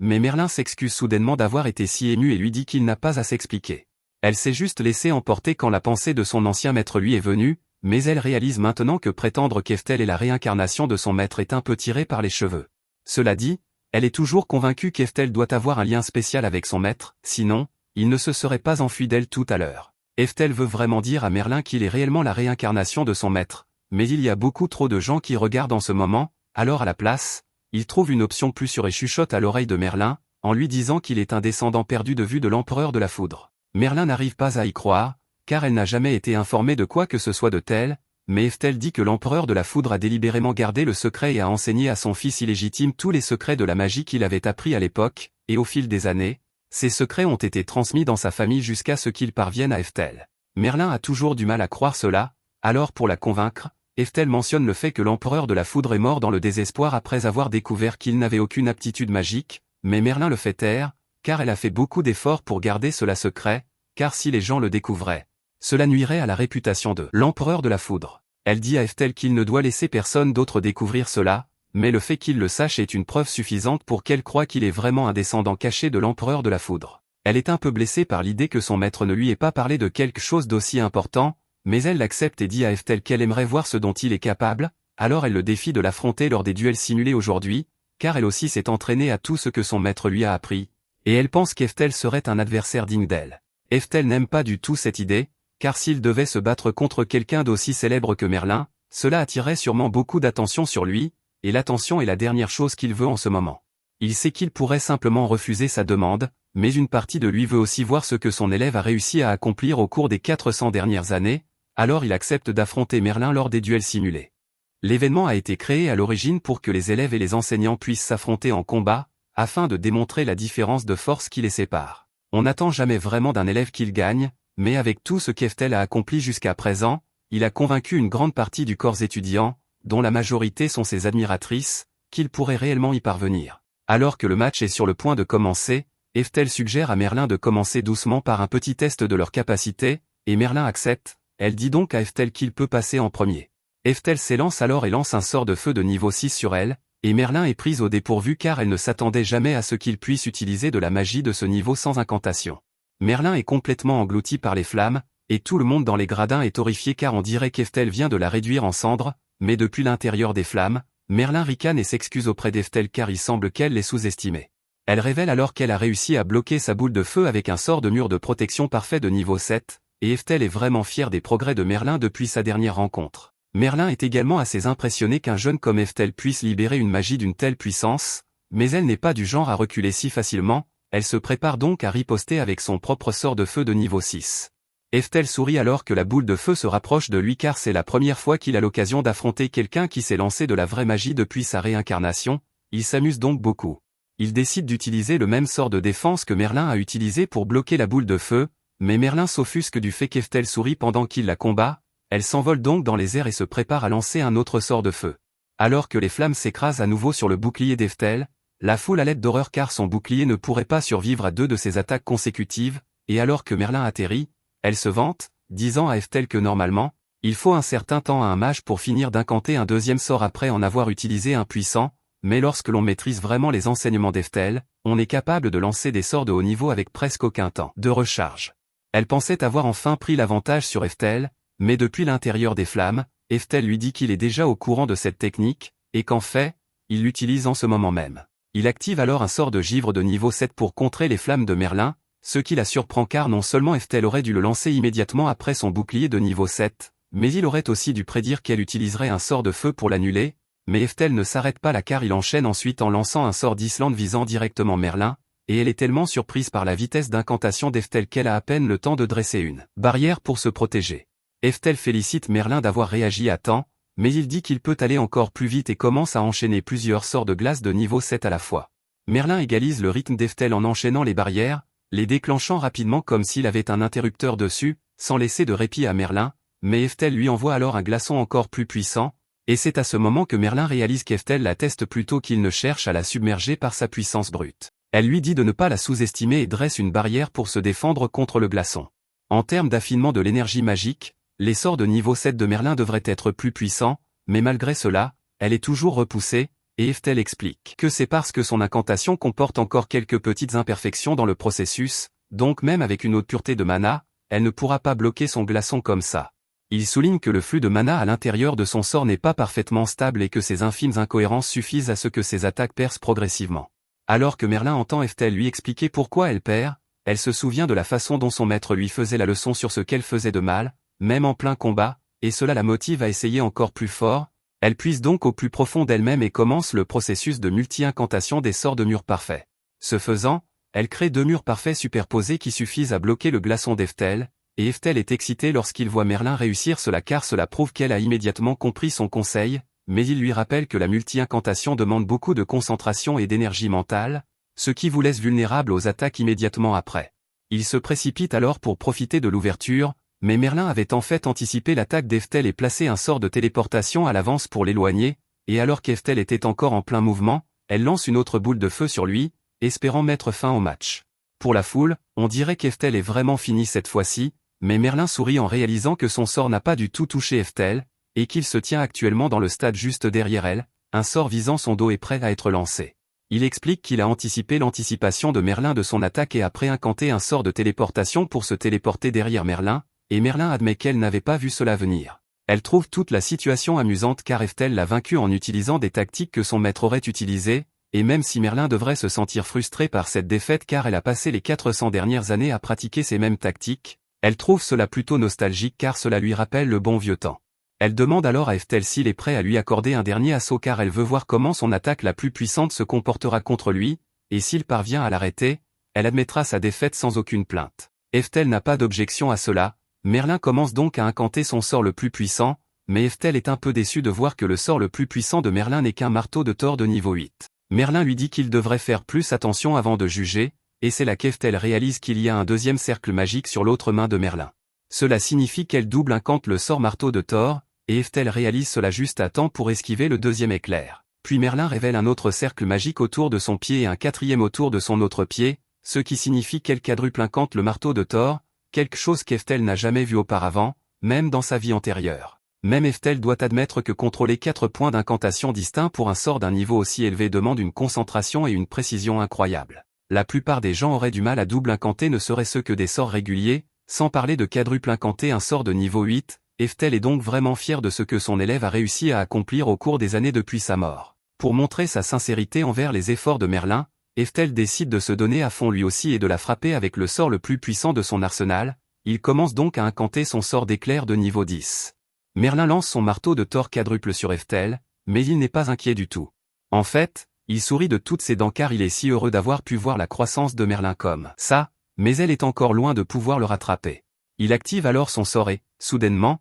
un éclair d'une luminosité aveuglante est invoqué, submergeant complètement le sort de Merlin. L'énorme sursaut d'énergie magique envoie des rafales violentes d'énergie balayer l'arène, forçant tous les spectateurs à protéger leurs yeux de la lumière aveuglante. Elle peut à peine le distinguer tant il est brillant, mais il n'y a pas d'erreur possible sur ce sort car elle le reconnaît comme le sort original de niveau 10 d'Eftel, et la seule personne capable de lancer un tel sort est Eftel lui-même. Merlin est bien consciente de la puissance dévastatrice de cet éclair, elle se prépare donc à l'impact, mais juste avant que le sort ne la frappe, Eftel l'annule car il n'a jamais eu l'intention de blesser Merlin pour un simple duel. Eftel fait ensuite flotter doucement Merlin jusqu'au sol. Alors qu'elle repense à ce qui vient de se passer, elle réalise qu'elle était insensée de croire à l'histoire d'Eftel sur le fait d'être un simple descendant, car il n'y a qu'une seule personne capable de prédire les mouvements d'un adversaire de manière si parfaite sur le moment et d'utiliser ce sort de niveau 10, et c'est son maître. Alors qu'Eftel s'approche d'elle pour voir si elle va bien, Merlin lui demande de lui dire la vérité sur son identité, et après cette démonstration de puissance,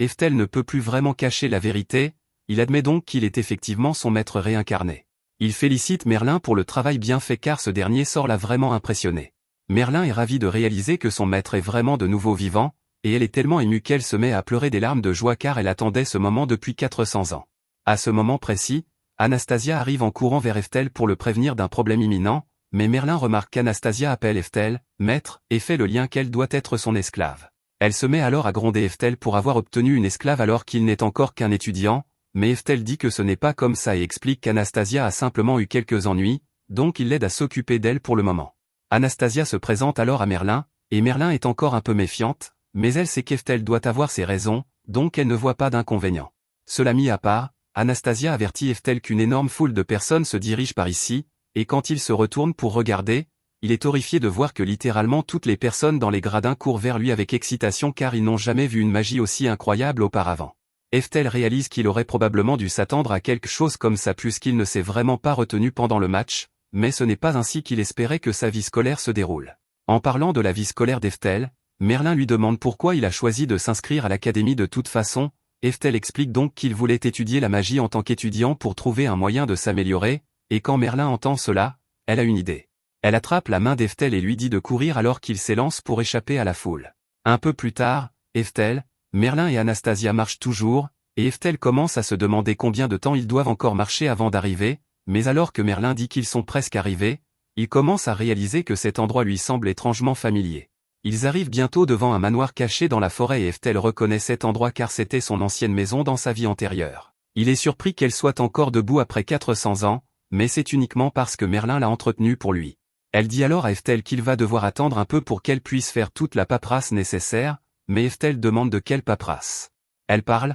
et c'est là que Merlin révèle qu'elle a l'intention de remplir des formulaires pour adopter officiellement Eftel et Anastasia comme ses enfants. Eftel est choquée que Merlin ait une telle idée, mais Merlin pense que c'est parfaitement logique, et elle promet de terminer la paperasse dès que possible pour qu'il puisse s'inscrire dans son académie. Eftel est complètement sans voix lorsqu'elle dit cela, et Merlin se met alors à glousser car elle n'avait jamais pensé qu'elle aurait l'occasion d'aller à la même école qu'Eftel. Elle commence alors à parler de la façon dont il faudra lui faire confectionner un uniforme, mais Eftel lui dit de ralentir et d'expliquer de quoi elle parle. Merlin explique qu'elle a l'intention d'utiliser son autorité en tant que directrice de l'Académie d'Altona pour faire transférer Eftel dès que possible, et avec elle là-bas, il pourrait s'inscrire sans aucun problème. Eftel est choquée d'apprendre que Merlin veut qu'il s'inscrive à l'Académie de magie d'Altona, mais elle lui dit que c'est une excellente idée. Elle est surtout excitée à l'idée de passer beaucoup de temps avec Eftel, mais maintenant qu'Eftel y réfléchit, aller dans une école avec Merlin comme directrice lui donnerait accès à toutes les ressources dont il aurait besoin pour continuer ses recherches, et il aime aussi l'idée de passer du temps avec Merlin, il accepte donc de suivre le plan de Merlin et il la remercie de toujours veiller sur lui. Pendant que Merlin est occupé avec les formalités administratives pour l'inscription d'Eftel, elle décide de se rendre dans le trésor, car maintenant qu'il est capable de manier une épée, il veut essayer l'une des armes qu'il y avait conservées dans sa vie antérieure. Cependant, alors qu'il se dirige avec Anastasia vers le trésor, leur chemin est soudainement bloqué par une lampe magique, qui fait apparaître un génie. Le génie exige qu'ils s'arrêtent et leur dit que le trésor est interdit d'accès, ils n'ont donc pas le droit d'entrer. Il menace ensuite de les attaquer s'ils ne partent pas immédiatement, les prenant pour des voleurs, et Anastasia est absolument terrifiée, mais Eftel dit calmement au génie qu'ils ne sont pas des voleurs et qu'il est simplement venu récupérer son katana, Raikiri. Le génie est outré qu'un gamin ose prétendre que Raikiri lui appartient, car le génie sait pertinemment que l'épée légendaire Raikiri est la possession de l'empereur de la foudre, et qu'elle est si puissante que Merlin lui a ordonné de s'assurer que personne ne s'en approche. Il suppose qu'Eftel et Anastasia doivent être les élèves de Merlin ou quelque chose comme ça puisqu'ils sont dans le manoir, il va donc être indulgent avec eux et ne pas attaquer, mais il les avertit qu'il ferait mieux de partir tant qu'il est encore gentil, car même lui a ses limites. Eftel comprend d'où vient le malentendu et il essaie d'expliquer qu'il a le droit d'être là, mais le génie s'énerve et crie après Eftel pour qu'il arrête de mentir et qu'il dégage. Il se met ensuite à parler du fait qu'il n'arrive pas à croire que cette vieille sorcière ait pris un élève comme lui, et il mentionne même qu'il a entendu dire que le maître de Merlin était en réalité totalement dépourvu de talent pour la magie, donc il suppose que toute la légende sur le pouvoir de l'empereur de la foudre doit être exagérée. Entendre le génie dire cela touche une corde sensible chez Eftel, qui demande froidement où se trouve le katana, et même le génie est effrayé par l'intensité de sa voix à cet instant, alors il finit par indiquer l'endroit à Eftel, mais il l'avertit qu'il ne va faire que se blesser car l'épée est protégée par un sortilège qui vaporisera quiconque la touche. Cependant, Eftel saisit simplement l'épée et lance instantanément un sort de dissipation de niveau 8 pour se débarrasser du sort de protection, et quand le génie voit cela, il est terrifié car il n'avait aucune idée qu'Eftel était capable d'utiliser une magie de ce niveau. Quelques instants plus tard, Merlin entre et se met à fusiller le génie du regard parce qu'elle l'a entendu l'appeler sorcière de l'extérieur et elle menace de l'éventrer s'il l'appelle encore une fois comme ça. À ce moment-là, Eftel remarque que Merlin est là, il la salue et Merlin se calme instantanément dès qu'elle commence à parler à Eftel. Elle lui demande ce qu'il fait ici, alors Eftel lui dit qu'il s'est souvenu que son épée était ici, donc il s'est dit qu'il pourrait peut-être en faire bon usage maintenant. En entendant Merlin s'adresser à Eftel avec autant de respect, le génie comprend enfin tout et réalise qu'Eftel doit être le véritable empereur de la foudre, il se met immédiatement à s'excuser auprès d'Eftel pour son impolitesse précédente, mais Eftel lui dit que ce n'est pas grave car il n'est pas trop contrarié. Cependant, il demande au génie de se souvenir de leur visage, à lui et à Anastasia, car ils vont vivre ici désormais et il ne veut pas qu'une autre situation comme celle-ci se reproduise. Après cela, Merlin emmène Eftel et Anastasia en ville pour prendre leurs mesures pour leurs nouveaux uniformes et prendre un bon repas, mais même après tout cela, il reste encore beaucoup de temps à tuer, alors Merlin demande à Eftel ce qu'il veut faire maintenant. En entendant que le groupe cherche quelque chose à faire, le propriétaire du restaurant prend la parole et leur dit qu'il pourrait s'amuser en participant à la chasse au trésor de la ville. Eftel ne sait pas du tout ce que c'est, alors la dame explique qu'il y a plusieurs trésors cachés dans toute la ville, et le but de la chasse au trésor est d'en trouver le plus possible. Vous pouvez garder tout trésor que vous trouvez, et en plus, celui qui collectionne le plus de trésors gagnera le grand prix, un voyage tout frais payé dans une source thermale. Merlin aime l'idée d'aller à une source thermale car cela semble vraiment relaxant, alors elle dit à Eftel qu'elle pense qu'il devrait participer, mais Eftel n'est pas sûr que cela en vaille vraiment la peine. Cependant, à ce moment-là, il remarque qu'Anastasia fixe l'une des affiches de la chasse au trésor, et comme Merlin et Anastasia veulent toutes les deux le faire, ils décident de se lancer. Anastasia a particulièrement envie d'un des trésors, donc Eftel veut le lui obtenir, mais selon l'affiche, le trésor a subi un sort de métamorphose pour le rendre plus difficile à trouver. Anastasia suggère qu'Eftel pourrait lancer le sort de dissipation qu'il a utilisé plus tôt pour désactiver la magie de métamorphose afin qu'il puisse trouver le trésor plus facilement, mais Merlin lui dit que ce n'est probablement pas une bonne idée car si Eftel utilisait un sort de dissipation aussi puissant ici, cela finirait par dissiper d'autres sorts également. Anastasia ne comprend pas ce que Merlin veut dire, alors elle explique que même si on ne peut pas le voir, il y a en réalité beaucoup de sorts lancés dans toute la ville qui aident les gens dans leur vie quotidienne, et si Eftel dissipait accidentellement tous ces sorts, cela plongerait la ville dans le chaos, donc ce n'est pas une option. Cependant, Eftel dit qu'il peut simplement cibler spécifiquement la magie de métamorphose pour s'assurer qu'aucune autre magie ne soit affectée. Merlin est surprise d'entendre cela car elle ne pensait pas que c'était possible, mais si quelqu'un peut le faire, c'est bien Eftel. Eftel parvient à exécuter parfaitement le sort, révélant l'emplacement de tous les trésors, et grâce à cela, le soir venu, lui et les autres ont réussi à rassembler plus de trésors que quiconque, remportant ainsi les tickets pour la source thermale. Ensuite, Eftel rentre chez lui pendant qu'Anastasia et Merlin se rendent à la source thermale car ils n'avaient pas envie d'y aller, et plus tard dans la nuit, après le retour de Merlin, elle monte voir Eftel et lui demande s'il a un moment pour parler car elle aimerait discuter de quelque chose avec lui. Eftel comprend qu'il s'agit probablement de quelque chose de sérieux, alors il demande de quoi il s'agit, et Merlin explique que lorsqu'elle et Anastasia sont allées ensemble à la source thermale, elle a voulu s'assurer qu'Anastasia avait un corps digne de s'occuper des besoins d'Eftel la nuit, donc elle a passé beaucoup de temps à la toucher de partout. Eftel donne une tape sur la tête de Merlin quand il entend cela parce qu'il n'a pas ce genre de relation avec Anastasia, et même s'il l'avait, il ne serait toujours pas acceptable de la toucher comme ça sans raison. Merlin s'excuse, mais il y a en fait autre chose dont elle voulait parler car pendant qu'elle touchait Anastasia, elle a remarqué qu'elle porte une marque d'esclave spéciale, et elle voulait savoir si Eftel en était conscient. Eftel reste silencieux après qu'elle ait dit cela, mais il confirme qu'il a choisi de garder Anastasia à ses côtés malgré le fait qu'il connaissait l'existence de cette marque d'esclave spéciale. Merlin ne comprend pas pourquoi, car la marque d'esclave équivaut à se promener avec une bombe à retardement, mais Eftel ne veut entendre aucune objection sur ce sujet car il n'a pas l'intention d'abandonner Anastasia à cause de cela et il dit à Merlin de laisser tomber le sujet car il ne veut pas en discuter davantage. Le lendemain, Eftel et Anastasia doivent commencer leur scolarité à l'académie de Merlin en tant que nouveaux étudiants, mais dès qu'ils mettent les pieds sur le campus, Eftel est immédiatement accueillie par des regards noirs de la part de tous les étudiants présents, car cette académie admet principalement des démons et des elfes et les autres races ne s'entendent pas particulièrement bien avec les humains, donc ils sont tous outrés à l'idée d'avoir un étudiant humain dans leur classe. Eftel s'y attendait plus ou moins car après tout ce qui s'est passé pendant la guerre il y a des siècles, bien que la paix ait finalement été rétablie, il garde toujours une haine tenace envers les humains, il est donc naturel qu'il le méprise. Il décide d'ignorer cela car au final, son but ici est d'étudier la magie, pas de se faire des amis, mais à ce moment-là, Eftel remarque qu'Anastasia est figée par la peur pour une raison quelconque, alors il lui demande si quelque chose ne va pas, mais elle sort de sa torpeur et lui dit que tout va bien. L'un des démons attire l'attention d'Eftel et lui demande comment il a réussi à entrer dans une école comme celle-ci car il est impossible qu'un humain ait pu réussir l'examen d'entrée ici. Il parie qu'Eftel a dû utiliser des relations pour soudoyer son entrée à l'académie, et aussi compétent qu'Eftel puisse être. Il ne peut en fait pas le nier car Merlin a effectivement tiré beaucoup de ficelles pour qu'il soit accepté, donc il choisit de ne pas répondre à la provocation d'Abbé. Il prend ensuite sa place tandis que tous les autres élèves de la classe le regardent avec mépris car ils supposent qu'il sait à peine utiliser la magie et qu'il ne mérite pas d'être ici. Au bout d'un moment, une elfe s'approche d'Eftel et s'excuse pour ce qu'Abbé a dit car c'était un peu trop dur. Cependant, le fait demeure que les humains ne sont pas appréciés ici, et bien qu'elle fasse partie des rares à ne pas discriminer sur la base de la race, elle discrimine sur la base du talent, et sa fierté ne lui permettra pas de rester dans la même classe que quelqu'un qui ne mérite pas d'être là. Donc elle dit à Eftel que s'il veut survivre dans cette école, il ferait mieux de faire profil bas et de rester hors de leur vue. Eftel peut comprendre pourquoi tout le monde en classe suppose qu'il ne sait pas utiliser la magie car il est vrai que les autres races ont un potentiel magique globalement supérieur à celui des humains, et Eftel a déjà constaté par lui-même à quel point la magie des humains s'est affaiblie au fil des ans. À ce moment-là, la porte de la classe s'ouvrait, à la surprise d'Eftel et de toute la classe, c'est Merlin qui entre. Merlin s'adresse à toute la classe et leur dit qu'à partir d'aujourd'hui, elle enseignera personnellement cette classe.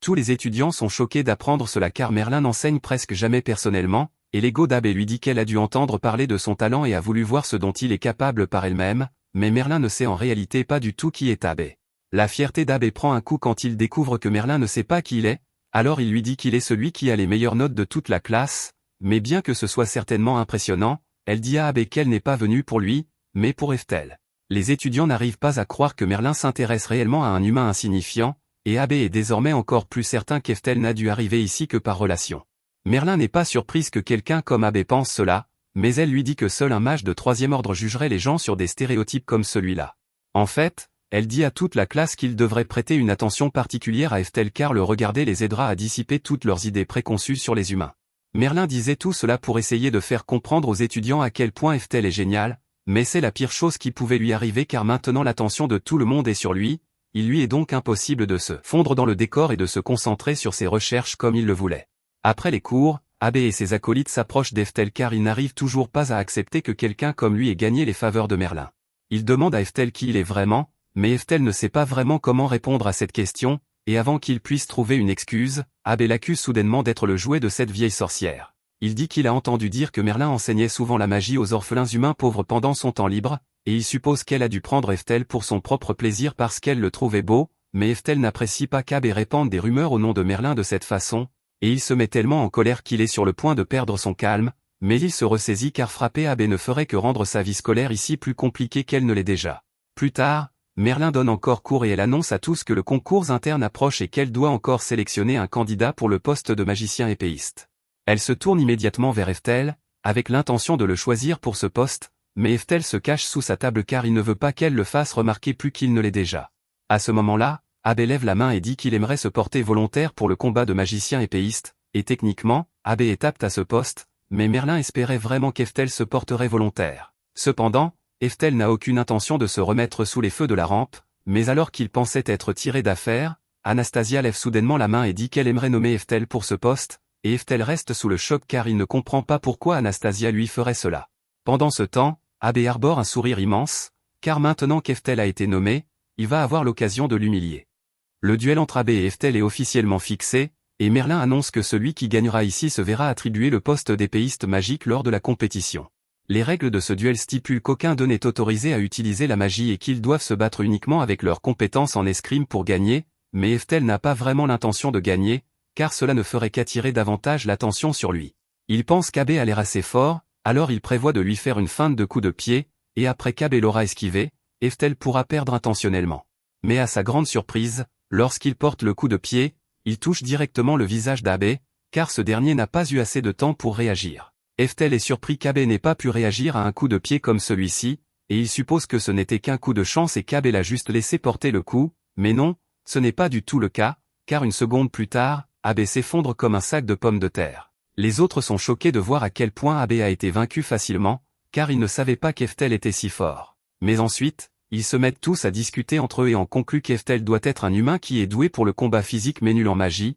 et que Merlin l'a amené ici en tant qu'étudiant spécial parce qu'elle veut élargir le programme de l'académie pour inclure l'escrime. Merlin n'a aucune idée de ce dont il parle, car elle n'a jamais rien dit de tel, mais Eftel pense qu'il serait plus facile de s'intégrer s'il suit cette histoire, alors il dit à tout le monde qu'il est effectivement un épéiste spécialement admis qui est très fort. Mais alors que tout le monde semble reconnaître un peu la force d'Eftel, Abbé est toujours rempli de mépris et de fureur envers Eftel après qu'il l'ait ridiculisé de cette façon. Plus tard dans la nuit, Eftel s'assoit pour dîner avec Anastasia, et Anastasia lui dit qu'elle pense qu'il est incroyable d'avoir vaincu un adversaire aussi facilement. Eftel la remercie pour le compliment, mais il n'est pas vraiment fier du combat, car Abbé était bien plus faible qu'il ne le pensait. Anastasia demande alors à Eftel ce qu'il ferait dans une situation où sa force ne pourrait pas l'aider, et après avoir réfléchi un instant, il dit qu'il a simplement fait beaucoup d'efforts pour que les choses fonctionnent. Anastasia lui dit que cela ne l'aide pas beaucoup, car Eftel ne peut dire cela que parce qu'il est déjà fort. Elle lui demande alors s'il dirait la même chose s'il s'agissait d'un destin horrible qu'il ne pourrait pas changer, et Eftel lui répond qu'il est déjà confronté à un destin horrible et immuable, car il est venu ici pour rechercher un moyen de dépasser son bouchon de bouteille même si cela semble impossible. Anastasia admet qu'Eftel a raison et que sa persévérance est vraiment incroyable, mais qu'en revanche, elle n'est pas du tout aussi impressionnante que lui. Eftel essaie de lui dire que ce n'est pas vrai, mais Anastasia fait remarquer qu'elle est son esclave. Pourtant, elle n'a pas été capable de l'aider pour la moindre chose jusqu'à présent, alors pour compenser, elle lui propose de le servir avec son corps afin d'être utile. Cependant, Eftel n'a aucune intention d'avoir ce genre de relation avec Anastasia, alors il lui demande de simplement remettre ses vêtements, car tout ce qu'il veut, c'est continuer à passer du temps et à partager des repas avec elle. Entendre qu'Eftel est simplement heureux de passer du temps avec elle rend Anastasia très heureuse, mais cela la rend aussi très triste en même temps, car elle sait qu'elle ne mérite pas la gentillesse d'Eftel. Le lendemain, Merlin et Eftel rentrent chez eux pour découvrir que tout le trésor a été vidé, et le génie est en larmes, s'excusant auprès de Merlin parce qu'il ne s'attendait pas à ce que cela arrive. Apparemment, Anastasia est venue plus tôt, et comme Merlin s'était déjà porté garant pour elle, il a décidé de la laisser entrer dans le trésor, mais elle a fini par tout voler. Même si Anastasia vient de le trahir, Eftel n'a pas l'air si surpris, car il sait ce qui a causé cela, et Merlin aussi. C'était le résultat du sceau d'esclave spécial, qu'Anastasia porte sur son corps en plus de son sceau d'esclave ordinaire. Normalement, même en tant qu'esclave, les maîtres ne sont pas autorisés à donner à leurs esclaves des ordres qui entraîneraient leur mort ou un crime, mais il existe un moyen de contourner cette règle, et c'est la création d'un sceau d'esclave spécial. Cela permet à un maître de donner n'importe quel ordre à son esclave, et même si l'esclave venait à avoir un nouveau maître, le maître du sceau d'esclave spécial peut conserver le contrôle sur l'esclave, c'est pourquoi Merlin était si inquiet qu'Eftel garde Anastasia avec lui. Eftel est sûr que le véritable maître d'Anastasia a dû lui ordonner de les voler. Maintenant, Eftel pourrait simplement accepter la perte et admettre qu'Anastasia est partie, mais il n'en est pas question, alors il dit à Merlin qu'il va ramener Anastasia. En entendant Eftel dire cela, Merlin est vraiment inquiète, car elle a le sentiment qu'il va tenter quelque chose de fou comme briser le sceau d'esclave spécial, et quand Eftel confirme que c'est exactement ce qu'il a l'intention de faire, elle lui dit qu'il ne peut pas, car la dernière fois que quelqu'un a essayé de briser un sceau d'esclave spécial, cela a conduit à la destruction d'une ville entière. Eftel est au courant, mais cela n'a pas d'importance pour lui, car il n'a aucune intention d'abandonner quoi qu'il arrive. Le sceau d'esclave spécial est soutenu par un dieu bête, et si Eftel veut se débarrasser du sceau d'esclave, il va devoir s'occuper du dieu bête pour ce faire, mais s'il échoue, cela pourrait aboutir à la destruction de toute la ville. Merlin demande à Eftel pourquoi il est prêt à aller si loin pour Anastasia alors qu'il la connaît à peine, mais Eftel lui dit que c'est la même raison pour laquelle il s'est occupé d'elle à l'époque. Elle était en difficulté, alors il l'a recueillie, et quoi qu'il arrive, il va l'aider autant qu'il le peut, et la première étape de ce plan est de la retrouver. Mais heureusement pour Eftel, il s'est assuré de mettre des sorts de localisation sur tous ses trésors, donc Anastasia finira par le mener directement au maître qui lui a ordonné de le voler. Quelques heures de transport de chariot lourd plus tard, Anastasia arrive enfin chez son véritable maître pour lui faire un rapport sur ce qu'elle a obtenu, et il s'avère que son maître est Abbé. Abbé est ravi, car il n'aurait jamais pensé pouvoir mettre la main sur le butin du coffre-fort de Merlin, et tout cela grâce au fait qu'Anastasia s'est justement retrouvée dans la même classe que lui. Anastasia ne s'attendait pas à croiser Abbé ici, mais à partir du moment où il l'a repérée, elle n'a plus été autorisée à désobéir à ses ordres. Abbé exige également de savoir pourquoi Anastasia ne l'a pas averti de la force d'Eftel, car elle l'a fait passer pour un idiot. Mais en réalité, après le premier cours, Abbé a pris Anastasia à part et lui a ordonné de créer une situation où il pourrait affronter Eftel en combat, et Anastasia a essayé de le prévenir qu'il n'était pas de taille face à Eftel, mais Abbé était trop imbu de lui-même pour l'écouter, alors il s'est contenté de lui ordonner de faire ce qu'il disait sans un mot de plus. Lui expliquer cela ne ferait qu'énerver Abbé, alors Anastasia se contente de lui dire qu'elle n'avait aucune idée qu'Eftel était si fort, et Abbé accepte cette réponse. Plus important encore, Anastasia lui demande s'il va tenir parole et faire de cela la dernière fois qu'il lui ordonne de voler quoi que ce soit. Abbé admet qu'Anastasia a vraiment bien fait cette fois-ci, car ce qu'elle a rapporté était encore mieux que la dernière fois, quand elle a volé ce mage de feu. Au total, cela fait 5 fois maintenant, donc techniquement, le contrat du sceau spécial a été rempli pour cette génération. Mais Abbé lui fait bien comprendre que même si le contrat a été rempli, cela ne signifie pas que le sceau va simplement disparaître, car si Anastasia finit par avoir des enfants à un moment donné, le sceau d'esclave spécial leur sera également transmis, et ils seront forcés de servir la famille d'Abbé tout comme elle. Pour l'instant, il dit à Anastasia de se rendre dans sa chambre pendant qu'il va discuter avec son père de ce qu'il devrait faire d'elle maintenant, et Anastasia n'a d'autre choix que de remercier Abbé et d'obéir à ses instructions. Anastasia revient toujours ici après avoir accompli un vol pour faire un rapport à Abbé, mais elle se sent toujours dégoûtée d'elle-même après coup, et elle se sent particulièrement mal cette fois-ci, car elle a trahi la confiance d'Eftel. Mais au moins, c'est enfin terminé, et les seules choses auxquelles elle peut repenser sont ce qui est arrivé à sa sœur. Quand Anastasia était petite, elle ne voyait pas beaucoup sa sœur, car elle était toujours absente du village pour le travail, et Anastasia la détestait, car chaque fois qu'elle revenait, elle était toujours méchante avec elle, alors elle se disputait sans arrêt. Leur père a couru pour interrompre la dispute et leur a dit qu'elle ne devrait pas se disputer autant, mais Tatiana change juste de sujet, et puisque son père est là, elle lui dit qu'elle a quelque chose pour lui. Elle lui donne une petite poignée de pièces d'or, et elle s'excuse de ne pas pouvoir en obtenir plus, mais cela devrait suffire pour qu'il tienne quelques mois de plus. Le père de Tatiana lui était extrêmement reconnaissant et s'est également excusé auprès d'elle, car il sait que cela doit être difficile de tout gérer là-bas toute seule. Mais Anastasia, en revanche, n'était pas reconnaissante du tout et a réprimandé Tatiana pour n'avoir rapporté qu'aussi peu d'argent alors qu'elle peut sortir et s'amuser avec tous ses vêtements élégants et tout. Leur père essaie de dire à Anastasia de ne pas dire ce genre de choses, car Tatiana travaille très dur pour protéger leur famille, mais Anastasia ne comprend rien de tout cela, car Tatiana ne rentre presque jamais à la maison, et chaque fois qu'elle le fait, elle est toujours méchante avec Anastasia. Alors Anastasia croit que Tatiana ne se soucie pas d'elle, alors elle dit qu'elle déteste aussi Tatiana. Cependant, quand elle dit cela, Tatiana ne se fâche pas et ne réplique pas, elle sourit juste et dit à Anastasia qu'elle va partir maintenant. Après cela, Anastasia n'a plus revu Tatiana avant quelques années plus tard, quand soudain, plusieurs carrosses sont arrivés dans le village et une bâche a été déposée au sol contenant le corps de la sœur d'Anastasia. Anastasia a été horrifiée quand elle a vu le corps sans vie de sa sœur à l'intérieur, et elle ne comprenait pas comment cela avait pu arriver. Mais soudain, Abbé et son père sont sortis de la calèche, et pendant qu'Anastasia est encore en deuil devant le corps de sa sœur, un entrave magique se forme autour de son poignet, tandis qu'Abbé demande si cette fille va être la prochaine esclave spéciale. Le père d'Abbé s'est alors tourné vers le père d'Anastasia et a exigé une réponse, et le père d'Anastasia a été forcé de confirmer qu'Anastasia était bien sa deuxième fille, alors Abbé et son père ont ordonné à leurs serviteurs de se préparer pour le rituel de transfert du sceau. C'est alors qu'Anastasia a appris que ses ancêtres avaient autrefois tenté de voler et d'attaquer le clan Portori il y a 300 ans, et en punition de s'être retournés contre leurs semblables démons,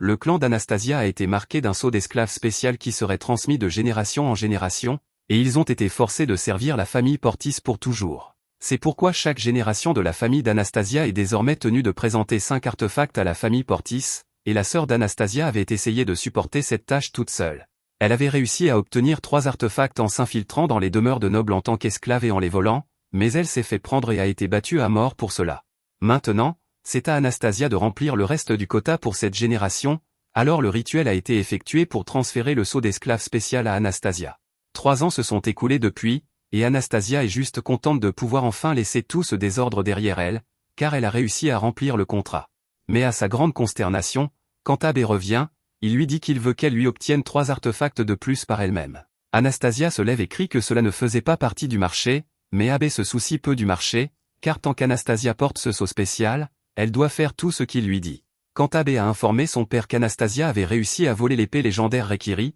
et comme elle avait si bien fait, il ne voulait tout simplement pas laisser partir Anastasia tout de suite. Abe lui dit que si elle a la chance de survivre, alors elle n'aura qu'à avoir quelques enfants, pour qu'ils puissent transmettre le sceau à la prochaine génération malchanceuse, mais Anastasia ne peut toujours pas accepter cela, car s'ils peuvent changer les règles quand ils veulent, alors pourquoi sa sœur est-elle morte? Abe prend un malin plaisir à voir Anastasia dans un tel désespoir, alors il décide de lui révéler un petit secret et l'informe que le combat qui a valu aux ancêtres d'Anastasia d'être marqués comme criminels et forcés de porter le sceau d'esclave spécial a en fait été causé par la famille Portis. Anastasia est complètement sous le choc quand elle entend cela, et Abe continue en lui racontant comment sa famille a attaqué les ancêtres d'Anastasia et, après les avoir vaincus, les a accusés d'être les coupables et les a fait marquer comme esclaves pour l'éternité. Cela le fait toujours rire de voir l'expression sur leur visage quand il découvre la vérité, et il se souvient que la sœur d'Anastasia avait également la même expression sur son visage. Anastasia est si submergée qu'elle se lève et sort du domaine Portis avec une expression vide sur le visage,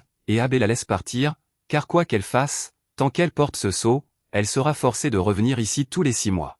Anastasia a complètement perdu tout espoir à ce stade, car quoi qu'elle fasse, elle ne pourra jamais échapper à Abe et à sa famille. Elle finit par errer en ville et se fait acculer par un groupe de délinquants, qui découvrent qu'elle est une esclave non réclamée, et ils l'emmènent dans une ruelle, avec l'intention de s'amuser un peu avec elle. Anastasia a perdu la volonté de vivre, alors elle ne prend même pas la peine d'essayer de s'éloigner d'eux. Cependant, avant que quoi que ce soit ne puisse arriver, Eftel parvient à la trouver dans la ruelle et chasse les gars, et Anastasia est surprise de le voir ici, car elle ne s'attendait pas à ce qu'Eftel prenne la peine de l'aider après ce qu'elle lui a fait. Sans se retourner, Eftel lui demande pourquoi elle lui a volé et est partie sans dire un mot, et Anastasia suppose qu'il doit être en colère contre elle, alors elle commence immédiatement à s'excuser et explique qu'elle ne voulait pas le trahir, mais que son sceau d'esclave spécial l'y a forcé. Cependant, ce n'est pas ce qu'Eftel voulait dire, alors il reformule la question et lui demande pourquoi elle ne lui en a pas parlé à l'avance, afin qu'il puisse l'aider. Mais Anastasia dit que cela n'aurait servi à rien, car le sceau d'esclave spécial est impossible à enlever,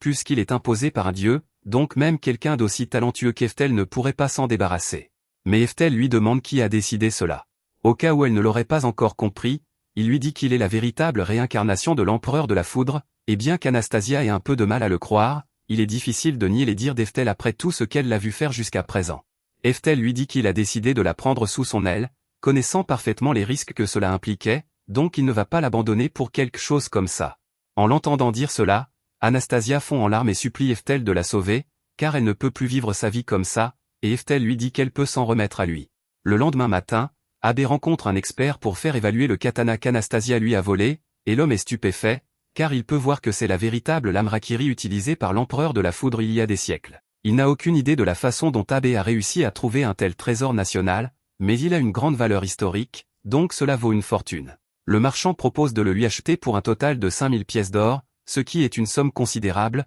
et Abe est ravi, car c'est de l'argent gratuit, alors il accepte de le vendre pour 5000 pièces d'or. Le marchand est content d'être parvenu à un accord, mais il n'a pas 5000 pièces d'or sur lui pour le moment, alors il dit qu'il reviendra avec l'argent plus tard pour finaliser la vente. Abe ne pourrait pas être plus heureux de voir à quel point tout fonctionne bien pour lui ces derniers temps, et il est sûr qu'il va gagner encore plus d'argent quand Anastasia reviendra avec le prochain lot de marchandises volées. Mais alors qu'il se promène dehors, il est surpris de voir qu'Anastasia est déjà de retour. Il s'approche d'elle avec un sourire suffisant et lui demande si elle a enfin accepté qu'elle ne pourra jamais lui échapper, ou qu'elle aille. Mais en réalité, Anastasia est ici pour lui demander de rendre le katana. La nuit dernière, après qu'Anastasia a expliqué toute la situation à Eftel, il a dit qu'il comprenait et lui a dit de venir avec lui, car la première chose qu'il doit faire est d'aller récupérer son katana. Anastasia était surprise que ce soit tout ce qu'Eftel avait à dire, car elle pensait qu'il serait en colère contre elle à cause de ce qu'elle avait fait. Après tout, elle l'a volé et a trahi sa confiance. Eftel ne voit pas pourquoi il devrait être en colère contre elle pour cela, car ce n'est pas comme si elle voulait faire tout ça. Mais même si cela est vrai, cela ne change pas le fait qu'elle l'a fait, et elle le fera probablement encore à cause de ce sceau à un moment donné dans le futur. Mais Eftel lui dit que cela ne doit pas être le cas. Il lui rappelle que même si sa sœur était liée par le même sceau d'esclave, elle n'a jamais perdu espoir et a fait tout son possible pour protéger Anastasia jusqu'au bout. Après avoir entendu cela, Anastasia comprend enfin la signification de ce qu'Eftel lui avait dit le premier jour où ils sont arrivés en ville. Il avait dit que si quelque chose la contrariait, elle avait le droit de le dire et d'essayer de changer les choses, et elle n'avait pas vraiment pris ces mots à cœur à ce moment-là. Mais maintenant elle réalise qu'Eftel essayait de lui montrer qu'elle a le libre arbitre et qu'elle n'a pas à accepter tout ce qui lui arrive, simplement parce qu'elle est une esclave. Elle jure qu'elle va agir différemment à partir de maintenant, mais avant cela, elle a une requête à formuler. Nous revenons ensuite à Anastasia disant à Abbé de rendre l'épée d'Eftel, et cela énerve Abbé qu'Anastasia ose lui parler sur ce ton, alors il l'attrape par le chemisier et lui crie dessus pour manque de respect envers son maître, lui disant de se rappeler sa place en tant qu'esclave. Cependant, Anastasia reste imperturbable et exige à nouveau qu'il rende l'épée. Cela énerve encore plus Abbé, car il ne supporte pas qu'on lui dise quoi faire, alors il dit à Anastasia qu'il peut la faire éliminer quand il veut et la soulève en l'air. Anastasia est terrifiée, mais elle refuse de supplier pardon ou de s'enfuir, car venir affronter Abbé était son choix. Elle serre son emprise sur son bras et lui dit qu'elle en a fini de faire ce que sa famille veut, et Abbé n'arrive vraiment pas à croire qu'Anastasia ait eu le courage de dire quelque chose comme ça. Il suppose que c'est Eftel qui lui a donné une telle confiance, mais Eftel ne semble pas être dans les parages pour le moment, alors il décide de profiter de cette occasion pour donner à Anastasia une leçon douloureuse sur ce qui arrive quand on le défie. Il sort le fourreau du katana et se met à frapper Anastasia avec encore et encore, mais peu importe combien de fois il la frappe, Anastasia reste toujours provocante, et Abbé commence à s'impatienter. Il décide d'infliger à Anastasia une punition plus intense pour lui apprendre sa place, mais il lui dit qu'elle n'a pas à s'inquiéter de mourir, puisqu'il veillera à s'arrêter juste avant de la tuer. Après tout,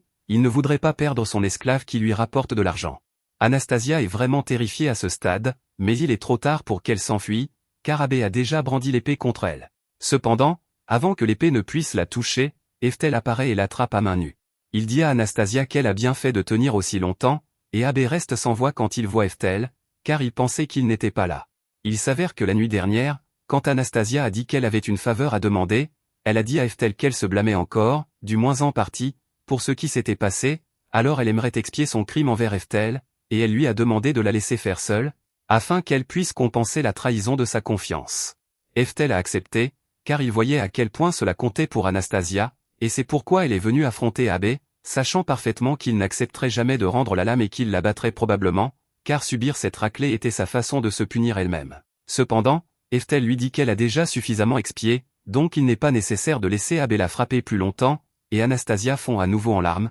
s'excusant pour ce qui s'est passé. Abbé crie sur Eftel et lui dit qu'il est peut-être venu jusqu'ici pour sauver Anastasia, mais qu'il ne peut rien faire, car elle était son esclave depuis le début. Cependant, puisqu'Eftel est là de toute façon, Abbé décide de le tailler en pièces également, ainsi qu'Anastasia, puis il éclate d'un rire maniaque. Mais écoutez, sa voix agaçante commence à vraiment énerver Eftel, alors il dit à Abbé qu'il ne touchera plus jamais à un seul cheveu d'Anastasia, puis il lui assène un poing en plein dans la mâchoire, l'envoyant voler à travers la cour. Abbé atterrit cul par-dessus tête dans l'herbe, et quand il se remet finalement sur ses pieds, il est outré qu'Eftel ose réellement lever la main sur lui dans sa propre propriété. Il crie à tue-tête qu'il va faire payer Eftel pour cela, et il fait remarquer que puisqu'ils sont tous les deux déjà sur sa propriété sans sa permission, il peut les considérer comme des intrus. Dans ce cas, il est pleinement dans son droit d'envoyer après eux les 300 gardes du corps qu'il maintient en service, et même s'il sait qu'Eftel est plus fort que lui, il n'y a aucun moyen qu'il puisse battre 300 hommes à la fois comme ça. Abbé donne alors l'ordre à tous ses hommes d'attaquer en même temps, mais au lieu de les affronter dans un combat au poing, Eftel lève la main et se prépare à utiliser la magie. Abbé rit à cela, car bien qu'il reconnaisse la force physique d'Eftel, il doute qu'un humain comme lui soit même capable d'utiliser le sort de niveau 1 le plus basique. Mais à sa plus grande stupéfaction, Eftel lance un sort de vent de niveau 7 en un instant, envoyant les 300 hommes d'Abbé voler, ainsi qu'Abbé et tout son manoir. Quand le sort est terminé, Abbé s'écrase au sol, et son manoir a été complètement rasé, donc il ne lui reste plus rien. Cependant, il dit à Eftel que cela ne signifie pas qu'il a gagné, car quoi qu'il fasse, Anastasia sera toujours liée par ce sceau d'esclave. Juste à ce moment, Merlin arrive sur les lieux. Eftel lui avait déjà tout expliqué à l'avance, donc elle était partie essayer de récupérer les objets volés. Mais malheureusement, Elle rapporte que la plupart des affaires ont déjà été vendues, donc ils ne pourront pas les récupérer. Eftel est déçu d'apprendre cela, mais il ne peut rien y faire, alors il décide de laisser tomber. De plus, Merlin mentionne qu'elle a fait quelques recherches sur les affaires de la famille Porter, et d'après ce qu'elle a trouvé,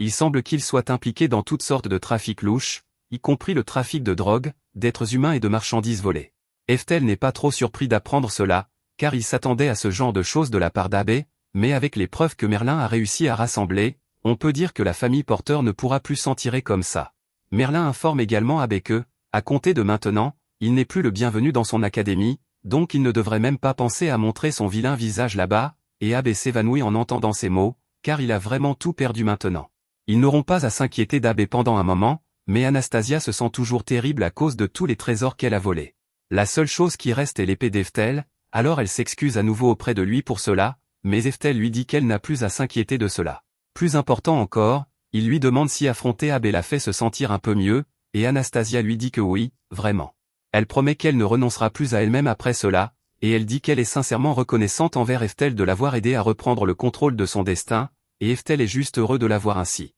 Avec Abbé pris en charge, et la famille pourra signaler, la seule chose qui reste à faire est de s'occuper d'Anastasia, puisqu'elle porte toujours le sceau spécial d'esclave sur son corps. Anna lui demande ce qu'il compte faire, alors Eftel l'informe qu'il va rompre le contrat de force. Elle est surprise en entendant cela et rappelle à Eftel que le contrat a été conclu avec une bête divine comme exécuteur, et que la bête est si puissante qu'un pays entier ne pourrait pas la vaincre. Mais, malgré tout cela, Eftel a toujours l'intention de l'affronter, car il était sérieux quand il a dit qu'il allait sauver Anastasia. Il lui dit qu'il va descendre à la cave pour se préparer pour son combat, et pendant qu'il fait cela, Anna demande à Merlin si elle peut l'emmener au trésor, car elle aimerait s'excuser auprès du génie pour l'avoir trompée. Le génie est définitivement en colère contre Anna pour avoir volé les trésors sous son nez comme ça, mais elle lui dit qu'elle est vraiment désolée d'avoir trahi sa confiance et lui promet de ne plus jamais recommencer. Le génie n'accepte pas vraiment ses excuses, mais puisque Merlin et Eftel lui ont déjà pardonné, il ne peut pas lui en vouloir éternellement. Cela dit, il dit à Anna qu'elle est interdite d'entrer seule dans le trésor,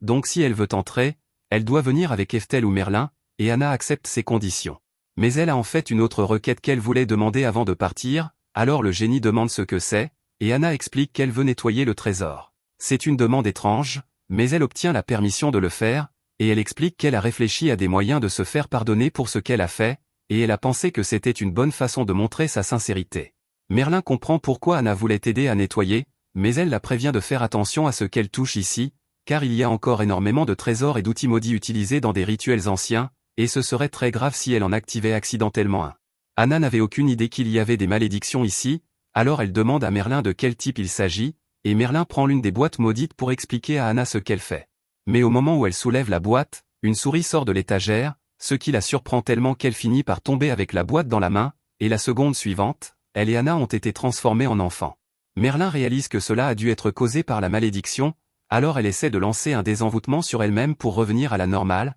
mais pour une raison inconnue, sa magie ne fonctionne pas, et elle ne peut même pas demander de l'aide au génie pour le moment, car sans sa magie pour le maintenir, il ne peut pas garder une forme physique. Anna suggère qu'elle devrait aller trouver Eftel, puisqu'il est sûr d'avoir un moyen de les aider à revenir à la normale, mais Merlin ne veut pas le déranger avec un problème aussi mineur, puisqu'il est déjà occupé à se préparer pour son combat contre le dieu contractuel. Anna comprend cela, mais à ce rythme, aucune d'elles ne pourra retrouver sa forme normale, alors elle commence à s'inquiéter. Merlin assure à Anna qu'il n'y a pas besoin de s'inquiéter, car avec tous les livres ici sur les malédictions, elle est sûre de trouver un moyen de les faire revenir à la normale, même si elle ne peut pas utiliser sa magie. Cependant, à ce moment-là, Merlin réalise qu'aucun de ses livres n'est réellement ici en ce moment, car elle les a tous emportés avec elle à l'académie il y a quelques jours pour des recherches. Anna demande ce qu'elles vont faire, alors Merlin lui dit qu'elles n'ont pas d'autre choix que d'aller à l'académie pour récupérer les livres. Anna lui demande si c'est vraiment une bonne idée, car si quelqu'un à l'académie découvre qu'elle a été maudite, cela nuirait à sa réputation,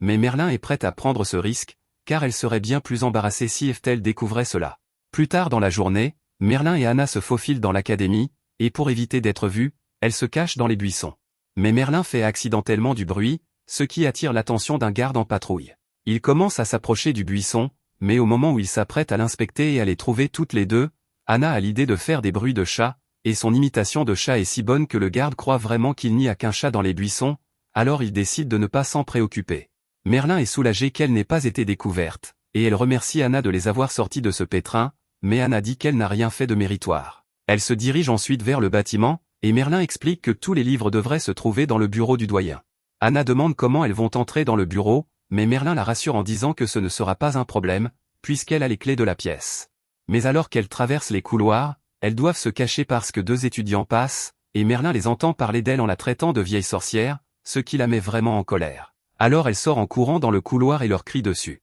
Les étudiants sont terrifiés car ils reconnaissent la voix de Merlin, mais quand ils se retournent, ils sont surpris de ne voir personne. Anna avait tiré Merlin en arrière pour la cacher et lui couvre la bouche pour les empêcher de se faire repérer, mais Merlin n'a pas l'intention de laisser passer ça, et elle compte bien leur faire un long sermon quand elle sera revenue à la normale. À ce moment-là, Maria passe par là, et elle remarque immédiatement Merlin et Anna, car elle trouve bizarre qu'il y ait deux enfants dans l'académie. Elle s'approche donc d'elle et leur demande ce qu'elles font. Merlin ne sait pas quoi dire, mais Anna réfléchit vite et prétend qu'elles sont en fait les parents de la directrice Merlin. L'histoire n'est pas difficile à croire, puisque Maria peut voir qu'elle ressemble beaucoup à Merlin, mais cela n'explique toujours pas ce qu'elles font dans les couloirs. Anna continue en expliquant qu'elle se rendait au bureau du doyen pour étudier des livres sur les malédictions, et Maria trouve impressionnant que des enfants de leur âge travaillent si dur pour apprendre, alors elle propose de leur montrer le chemin vers le bureau. C'était un peu inattendu, car elle comptait éviter d'être vue par quiconque, mais comme Maria n'a pas découvert qui elles sont vraiment, cela ne devrait pas poser de problème. Elles arrivent finalement à la porte du bureau, et Merlin et Anna la remercient toutes les deux pour son aide jusqu'à présent, mais elles disent qu'elles s'en sortiront à partir de là, car elles ont la clé et peuvent entrer seules. Maria est un peu déçue que les enfants n'aient plus besoin d'elle, mais elle accepte de partir et commence à s'éloigner. Cependant, quand Merlin met la clé dans la serrure et essaie d'ouvrir, elle réalise qu'elle a oublié un détail important, la clé nécessite d'utiliser de la magie pour l'activer, et comme ni elle ni Anna ne peuvent utiliser la magie en ce moment, il n'y a aucun moyen pour elles d'entrer. Elles ont besoin de l'aide de quelqu'un qui peut utiliser la magie, alors elles se mettent toutes les deux à courir pour rattraper Maria et lui demander de l'aide pour ouvrir la porte. Maria est ravie de pouvoir être utile à d'aussi mignonnes enfants, alors elle les suit et les aide à déverrouiller la porte comme demandé. Mais une fois cela fait, Merlin lui dit encore une fois qu'elles peuvent se débrouiller seules à partir de là, et Maria est forcée de repartir encore une fois. Anna et Merlin s'approchent ensuite du bureau pour prendre l'un des grimoires, mais quand elles essaient de l'ouvrir, il ne bouge pas, et c'est là que Merlin réalise que le grimoire a aussi besoin de magie pour être déverrouillé.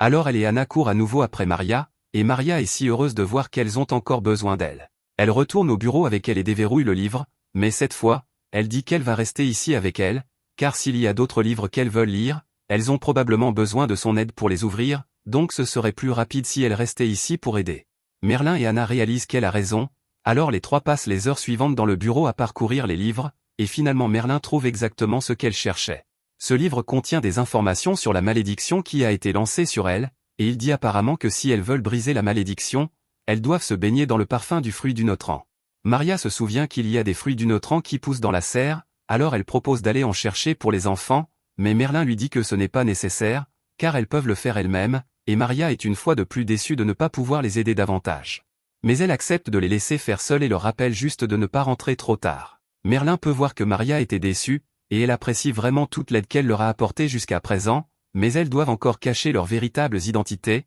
donc elles doivent faire le reste par elles-mêmes. Après cela, Merlin et Anna se dirigent vers la serre, où elles trouvent l'arbre à une Notran, et après avoir fait beaucoup d'efforts pour cueillir les fruits du Notran de l'arbre, elles finissent par rentrer chez elles avec. Cependant, elles ne sont pas vraiment sûres de comment elles sont censées utiliser ces choses pour briser la malédiction, car le livre n'était pas très clair sur ce point. Anastasia suppose qu'elles doivent le manger, mais quand elle prend une bouchée du fruit, il a un goût terriblement amer, donc elles ne peuvent pas manger tout un panier de ça. Pendant qu'elles sont occupées à se disputer sur la façon exacte de dissiper la malédiction, le vacarme attire l'attention d'Eftel, et il les reconnaît immédiatement dans leurs formes enfantines. Il les fait entrer, et elles expliquent tout ce qui s'est passé et s'excusent de ne pas l'avoir prévenu plus tôt, mais Eftel n'est pas vraiment en colère contre elle. Elle lui demande s'il a une idée de comment elles sont censées utiliser le fruit du Notran pour se réparer, et en fait, Eftel sait exactement quoi faire, alors il leur dit qu'elles vont aller à une source chaude demain. Merlin et Anna ne comprennent pas vraiment pourquoi, mais elles acceptent, et le lendemain, en entrant dans la source chaude, Eftel jette les fruits du Notran dans l'eau avec elle, ce qui fait que tout le bain sent le fruit, et c'est ce qui brise enfin la malédiction. Eftel est content de voir qu'elles sont revenues à la normale. Un peu plus tard, après qu'Eftel soit sortie du bain, Anna et Merlin passent du temps à parler, et Anna mentionne à quel point Eftel est incroyable, car il a réussi à trouver une solution au problème qu'elles ont passé toute la journée à essayer de résoudre. Mais Merlin dit que c'est juste comme il a toujours été. Anna est un peu jalouse de tout ce que Merlin sait sur Eftel, puisqu'elle était là pendant sa vie antérieure, mais Merlin lui dit que si quelqu'un devrait être jalouse, c'est elle, parce qu'Eftel accorde à Anna énormément de traitements spéciaux depuis qu'elle est arrivée ici. Il l'a déjà sauvée d'innombrables fois, et même maintenant, il se prépare à affronter la bête divine juste pour protéger Anna, parce que quand il voit quelqu'un dans le besoin, il ne peut jamais simplement l'abandonner. Plus tard dans la nuit, ils s'assoient tous ensemble pour dîner, et Eftel voulait demander quelque chose à Merlin à ce sujet, mais il ne comprend pas pourquoi la magie est devenue si faible au fil des ans. Merlin l'informe que c'est à cause d'un événement appelé l'explosion magique. Environ 10 ans après la mort d'Eftel, un monolithe géant est apparu dans le monde de nulle part, et après que les gens soient allés l'examiner, il a explosé, libérant une grande vague d'énergie magique corrompue, ce qui a affaibli la magie dans le monde entier. Ainsi, maintenant, personne ne peut plus utiliser de magie au-dessus du niveau 9. Eftel semble avoir été épargné, puisqu'il a été réincarné après l'explosion magique, mais il est probablement la seule personne vivante actuellement capable d'utiliser des sorts de niveau 10. Eftel est déçu d'apprendre cela, puisqu'il espérait que Merlin pourrait l'aider avec des sorts de haut niveau lors du combat de demain, mais il va faire en sorte que ça marche d'une manière ou d'une autre, et il promet qu'il enlèvera ce sceau spécial d'esclave d'Anna, quoi qu'il arrive.